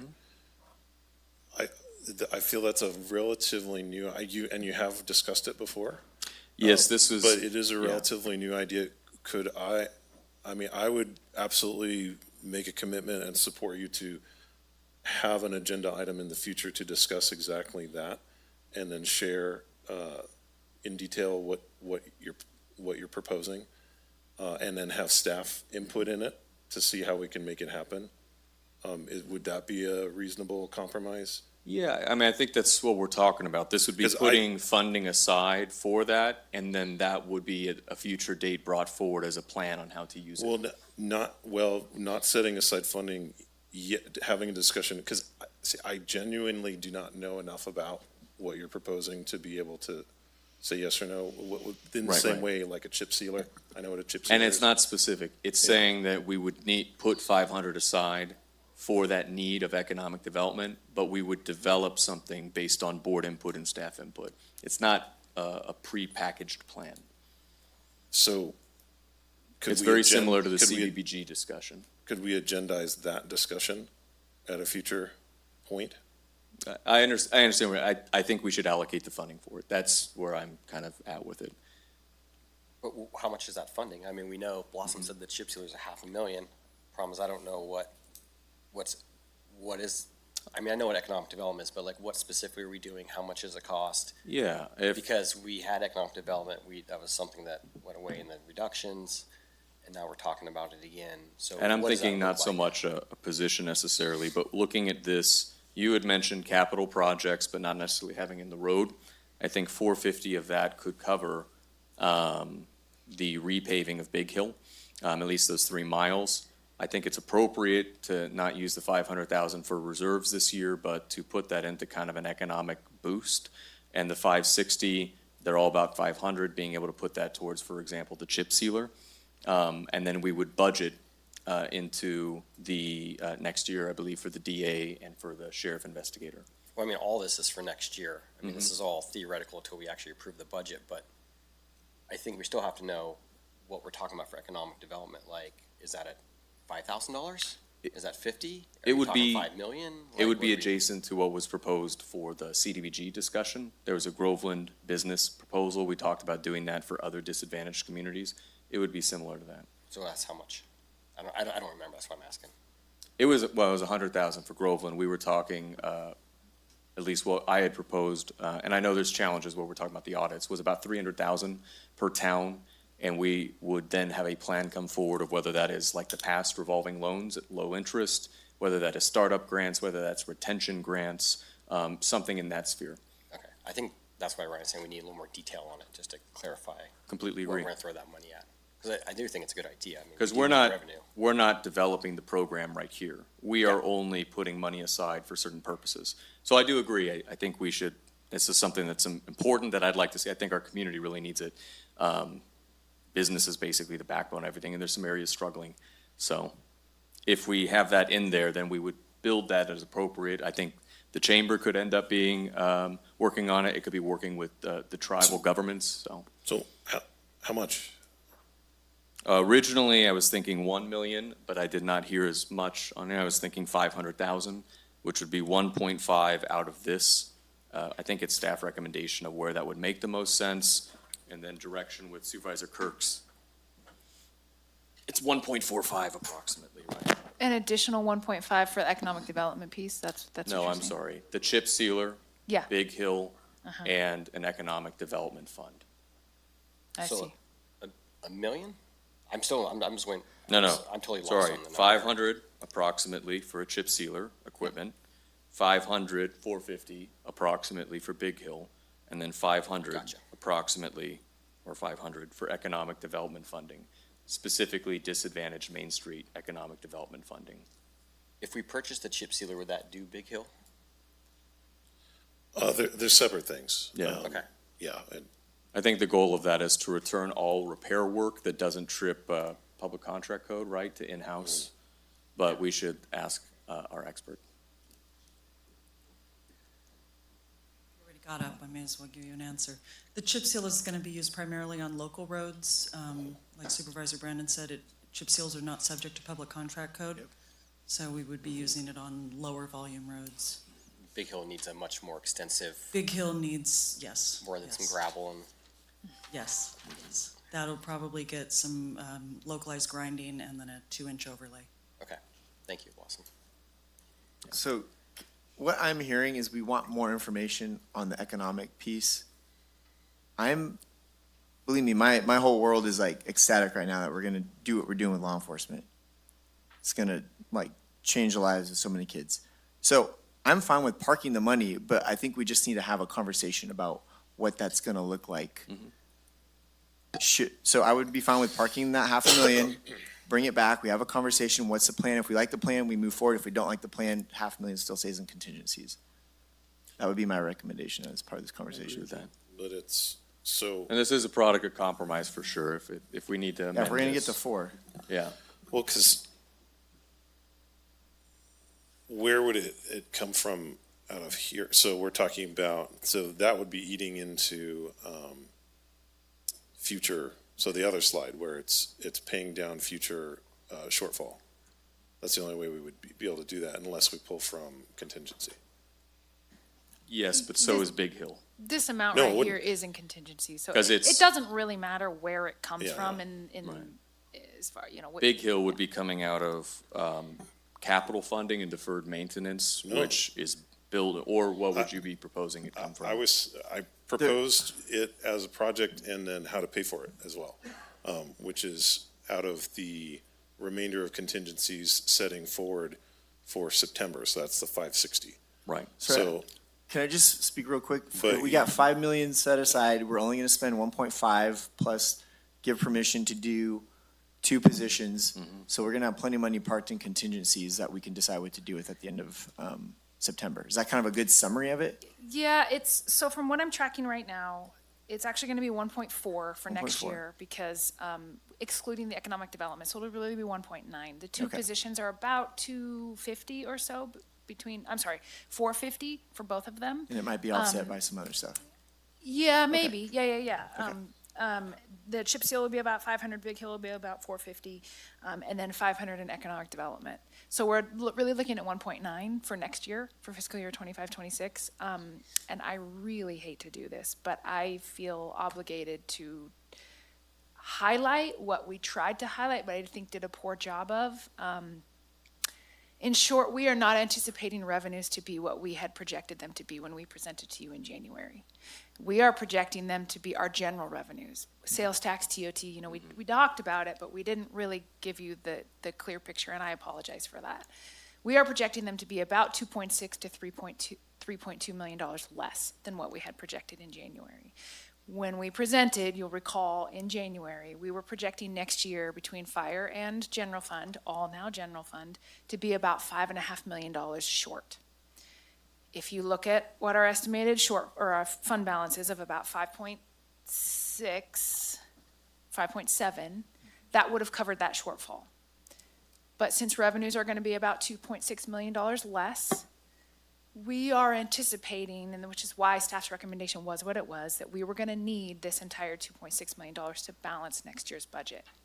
I'm really sorry. So I Liz, know, to I my should point have though, been- if we're spending 1.9 and we're parking the rest, you have more than 2.6 left. We do, but we need the entire 5.7 for next year to balance between adding money to contingencies, reserves. Now, if you I don't hear want you, to but do capital, Kind of back to the bigger conversation, we know there's potentially more cuts coming, there's more things that we're working on. there are. with the So we're budget team, so anticipating we when. need to remind, Yeah, absolutely. Yes. So when we look at the general fund departments that are not public safety and not rec and library, assuming every department gets to their 15%, it'll be just at $5 million. So remember, the shortfall was about $5.5 million. Yeah. But that was with revenues being 2.6 to $3.2 million more than what they will I actually. guess what I'm saying is nothing you're saying to me is new, I know that. Okay, great, good. So, All I'm saying is, we will not be able to balance next year's budget based on the current direction that the board has given on the 15%. We will need to do more cuts. right, we know that. We will do that. We've had that Okay. conversation. Okay, great. Yeah. So we will do that and make that happen. So what we bring back to the board in the beginning of June will include additional We'll cuts, have the not just 15%. projections, we'll have everything to look at, the big story, and then we'll make a decision for next year's Well, budget and how we're and if I gonna, can- how we're gonna react to it. Clarify in here too, I believe that what was talked about was potentially Big Hill could be more of an earmark on half of the deferred maintenance capital project without adjusting this too much, it's just going to that the, chip sealer could be, us, as you said, not following policy there, but not putting money into reserves, but into something that's kind of revenue saving over time. And that the only reduction from what we're talking about here to balance that budget would be the economic, development fund, the goal of revenue, and then we would deal with in budget, those two additional positions, right? So it wouldn't be a $1.9 million hit to this. 500 of it is just earmarked, and the other 500 would be from not doing reserves. So it'd only be approximately a $900,000 change to the 5.7, right? Yep. So, if we're, okay, I'm gonna throw this idea out there. If you don't like it, tell me. Because what we're trying to do is put enough money aside for next fiscal year so that we don't have any problems. I understand that. So what if we reduce the Big Hill project to 400, economic district, to use your term, earmark, for 200, and then I mean, this is the hard part, you do have to pick between the SO position and the DA position. No, because they need each other to do, one does the investigation, one does the prosecution. But- They go hand in hand. My point is that the other two things are one-time costs, whereas adding I know. an employee is significantly more. To me, it's, you gotta have both. I work in law enforcement. If you don't have the people doing the work up front, you can't do the work on the back end. So I would, Well, point taken, but there will be, if the budget is balanced, there'll be opportunities in the future. We're talking about right now.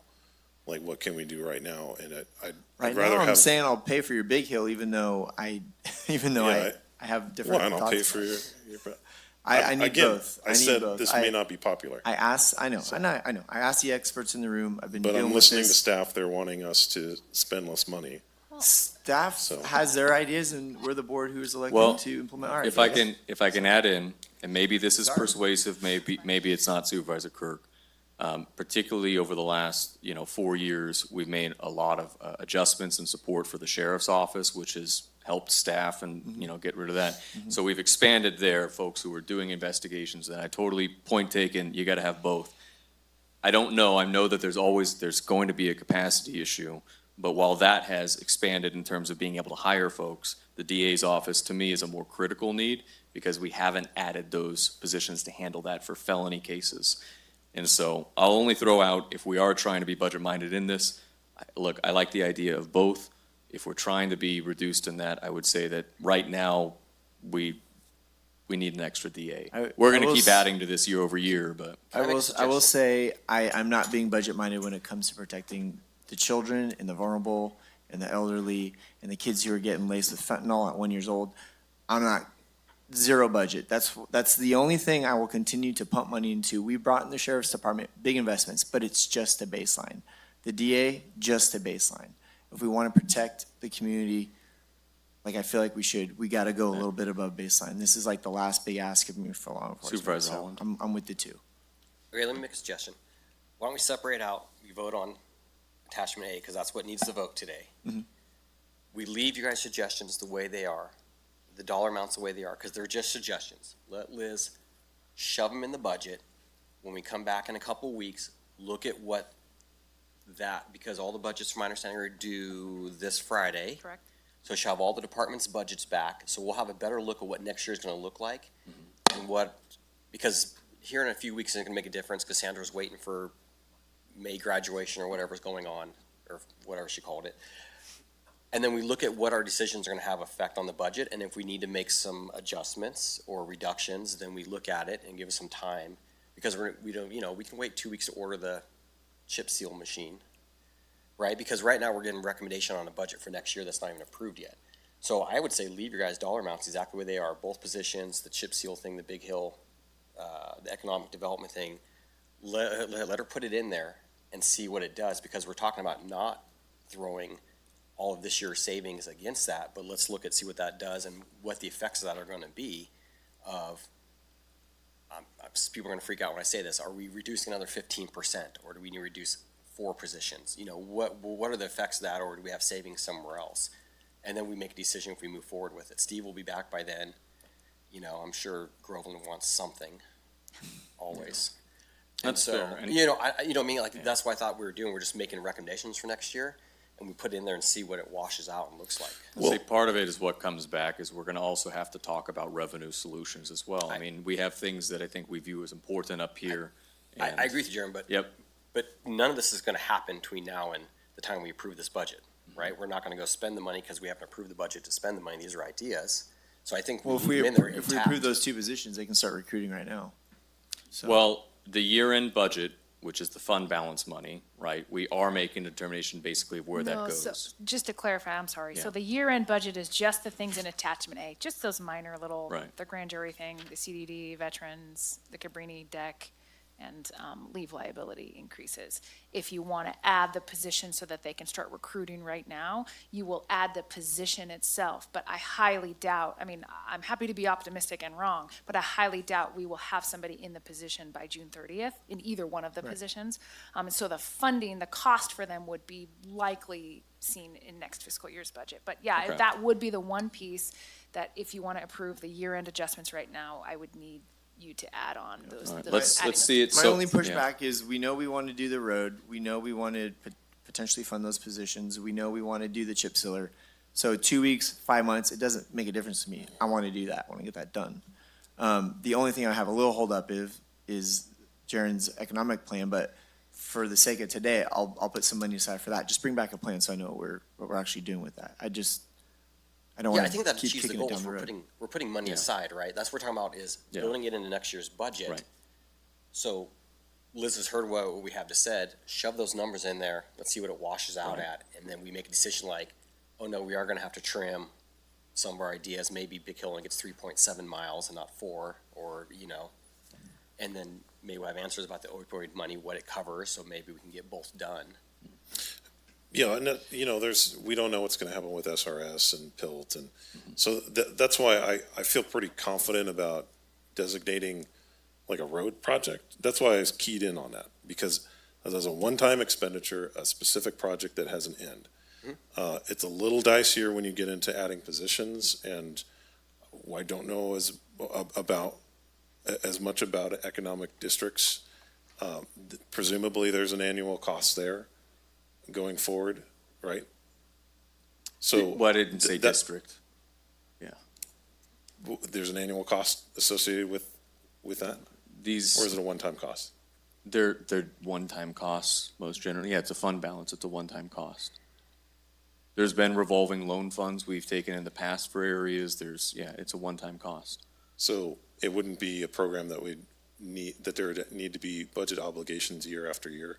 I'm imagining in line with fund balance policy, it's a one-time cost. It's a one-time investment to get two communities that have lost a lot of businesses back up, not a department. So it'd be $500,000, $250 each, and then that's it? And then they wouldn't, okay, Just to get businesses started, okay. kickstart. So that's easier. I don't think we should be in the business of subsidizing businesses to stay Well, open. I think sometimes, And though, that's why we we need can to have help a get that discussion started. about it. That's what it sounds like. Right. It sounds like you're describing a business district where either the members of the district have to, anyway.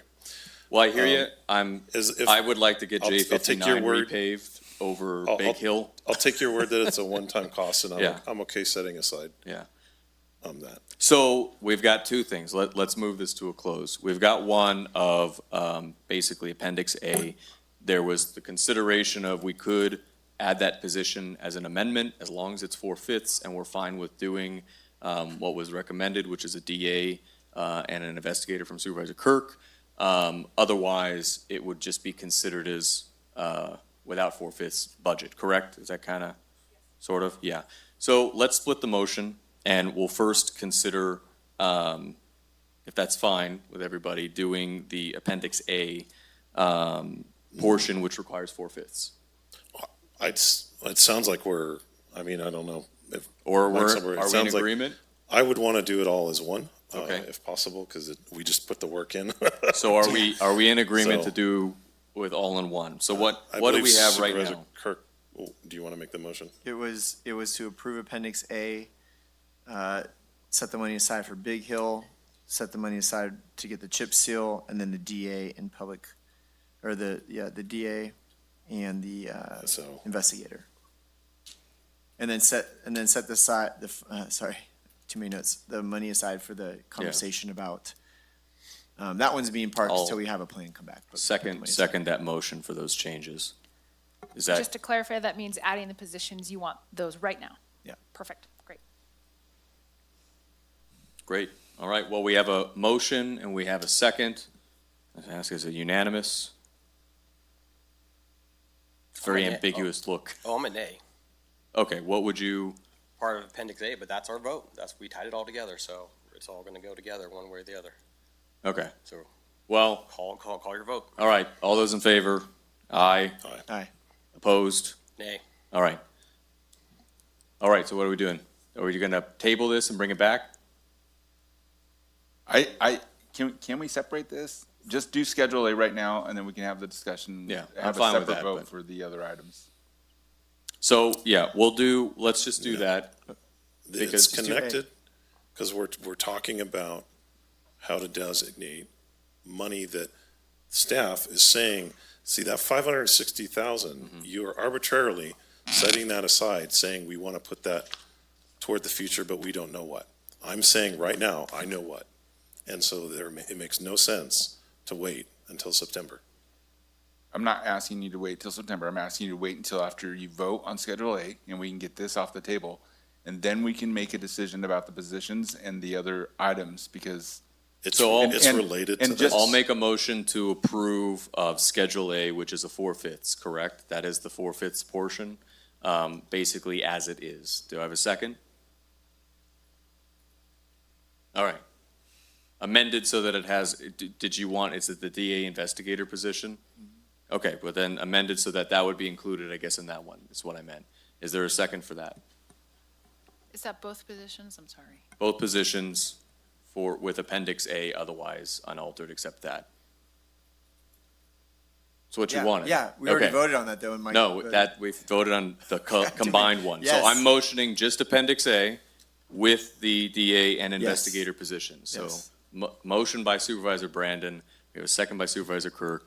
All those in favor say aye. Aye. Opposed? Nay. Abstaining. All right, so let's table the item. Is that fine? Because it sounds like we're not going to have 4/5. Correct.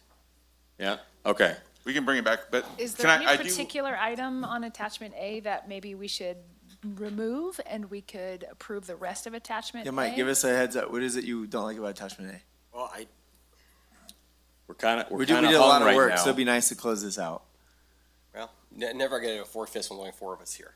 So I don't agree with the grand jury one. I don't deal with CDD one, Cabrini House. Mostly, I don't agree with most all of it. Okay. I'll be honest with you, but I'll let Cabrini House go because they're going to fund it out of their own budget for the most expensive deck ever. Okay, then make a motion. That we approve the Cabrini No, House expense. I- That's what we're down to. And I support the guidelines with the grand jury, but I don't want to cut it from the staff recommendation. I think that looks really bad and might also be bad because it's spent. We're paying an invoice, but then hopefully they're not going to do that in the future with the guidelines, but. So we don't have that, it sounds like, on Appendix A, any agreement. So we have to bring this back at the next meeting. I think you still have the providing direction on the development. See, I know when you said 12, you were going to jinx us. I knew it.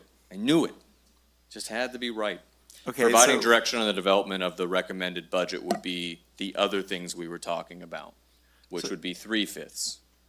Yeah, so we're gonna table A, and I'll make a motion to approve the district attorney position and the investigator position, as well as the chip seal and your road. Big Hill. Big Hill Road. Big- Sorry, Big Hill Road, and then for Jaren to bring back an item, we'll park the money, but for Jaren to bring back an item regarding the economic zones, so we can understand what the plan is there. Okay. All right, second. So we have a first by Supervisor Kirk. We have a second by Supervisor Campbell. Let's clarify that is for the DA and sheriff investigator, deputy investigator positions as direction. That is the 450 for Big Hill for the 3 miles, correct? That is. Or as much as 450 will. Or 500, approximately. I'm just trying to lay it out. Yeah. That is the chip sealer, which we've been quoted as about 500, right? Getting the head nod from Blossom. All right, and the last component's 500 for economic development that we're gonna bring back with a plan kind of for the two communities there. Is that clear? Good? Okay, great. All those in favor, please say aye. Aye. Opposed? Abstaining? Is that unanimous? I told you to separate them. What? Look at that, guys. You just didn't ask. Well, Good job. Really great. I'm proud. I All right. do, So- before we recess Yeah. or before we break or do anything, Anaya, I just want to be clear, or Supervisor Kirk, I want to be clear that I heard you say on top of the 15% we already cut, we're going to have to make additional cuts this year in these general fund departments. On top of the 15% we already asked the departments to cut For this fiscal year, for this 25-26 budget. we know that there's gonna be continued budget conversations where we may have to make cuts. We know that. Okay, so on top of the 15% we already asked the general fund departments that are not public safety to cut, we're asking them to make additional cuts to make up for the stuff that we're talking about funding that we were going to use to balance the budget for next year. Well, let's have next year's budget conversation when we have the numbers. When we get Okay. the trends Yes, projections. as Supervisor Holland suggested, that's what we'll do. We'll put the budget together as. I don't as have has the numbers been in front of me. I directed don't so have far. I don't have the actuaries from That's right. the other team, so Yep. cross that bridge when we get there. Yep, yep. So one thing, I mean, before we already got the recommendations out. So it seems like, I know staff is stressing out about the Appendix A portion. Is there a place we can get to on that where we can get a vote? Appendix On A. Appendix A, because I think the three of us were thinking that the budget recommendations were gonna be the sticking point and that the appendix wouldn't be. But it turns out that the other way around. I think we just So- need to wait for Steve. I think he's to come back. asking, I is there a feel- middle ground where we can move Yes. today and just do it? Appendix A Okay. is That's fine. like Just the wait till easy Steve- I'm part. hearing no, so we'll have to, I think, bring it back. Okay. So, Alright. That's fine. wonderful, appreciate that. I believe we are on to the next item, which is item 13.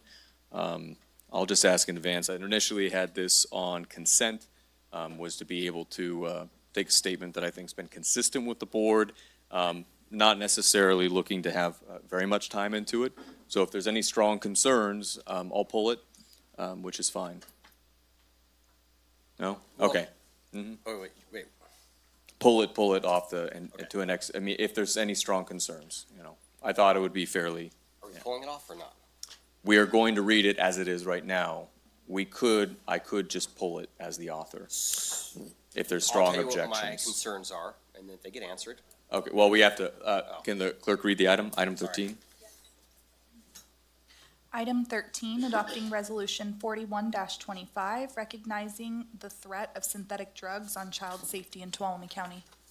Great, thank you.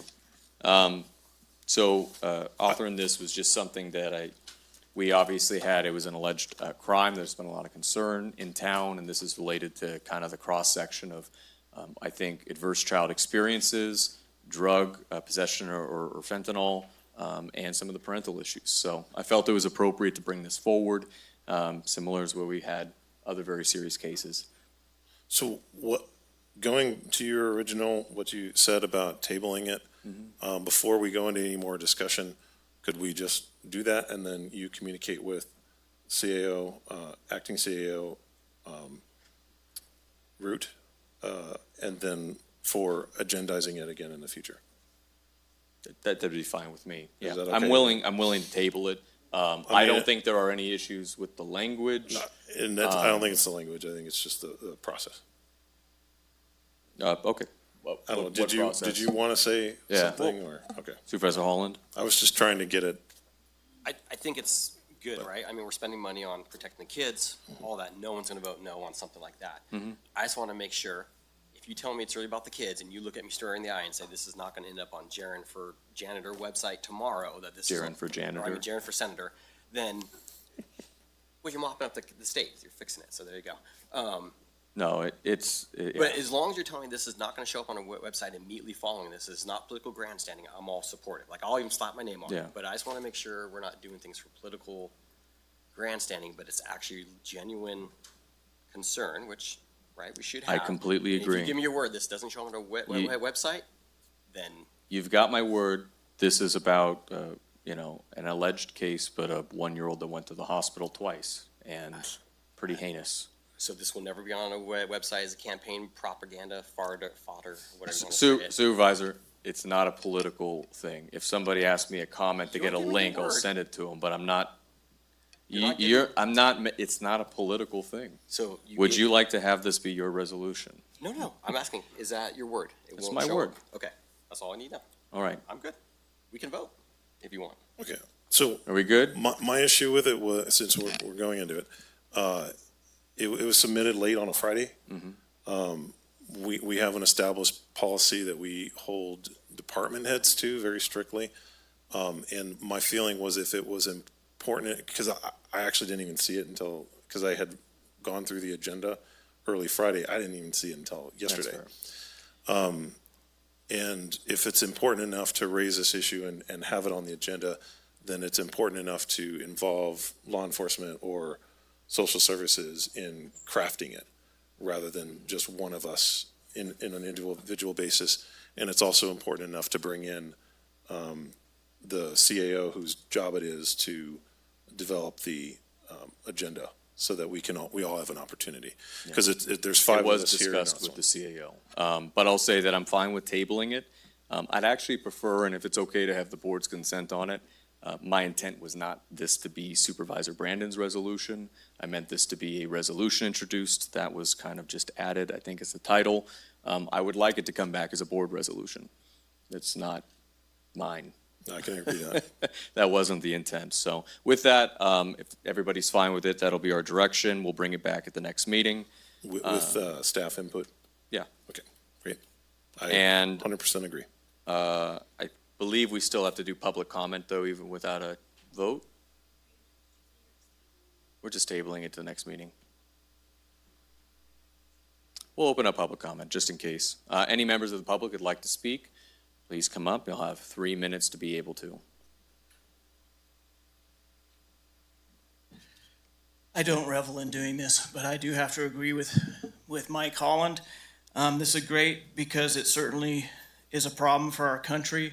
Hundreds of thousands of Americans have died, and our officers are at extreme risk to deal with it. Many of them have died as well, but I am extremely dubious about why this gets put on our agenda now, placed here by Supervisor Brandon. It's been a problem for well over 10 years. Everyone knows that fentanyl on our streets is not being produced here. It has been coming over an open border. And you, Jaron and Ryan, are members of and have been supporting a group known as Indivisible. Indivisible supports open borders. On their website, they brag about how they send groups of operatives to leave care packages of water and food all along the southern border in order to make it easier for illegal immigrants to get across the desert. They also promote advice and trainings on how illegal immigrants can avoid law enforcement once they are here. They do it under the cover of asylum seekers, but everyone recognizes that is simply a Trojan horse.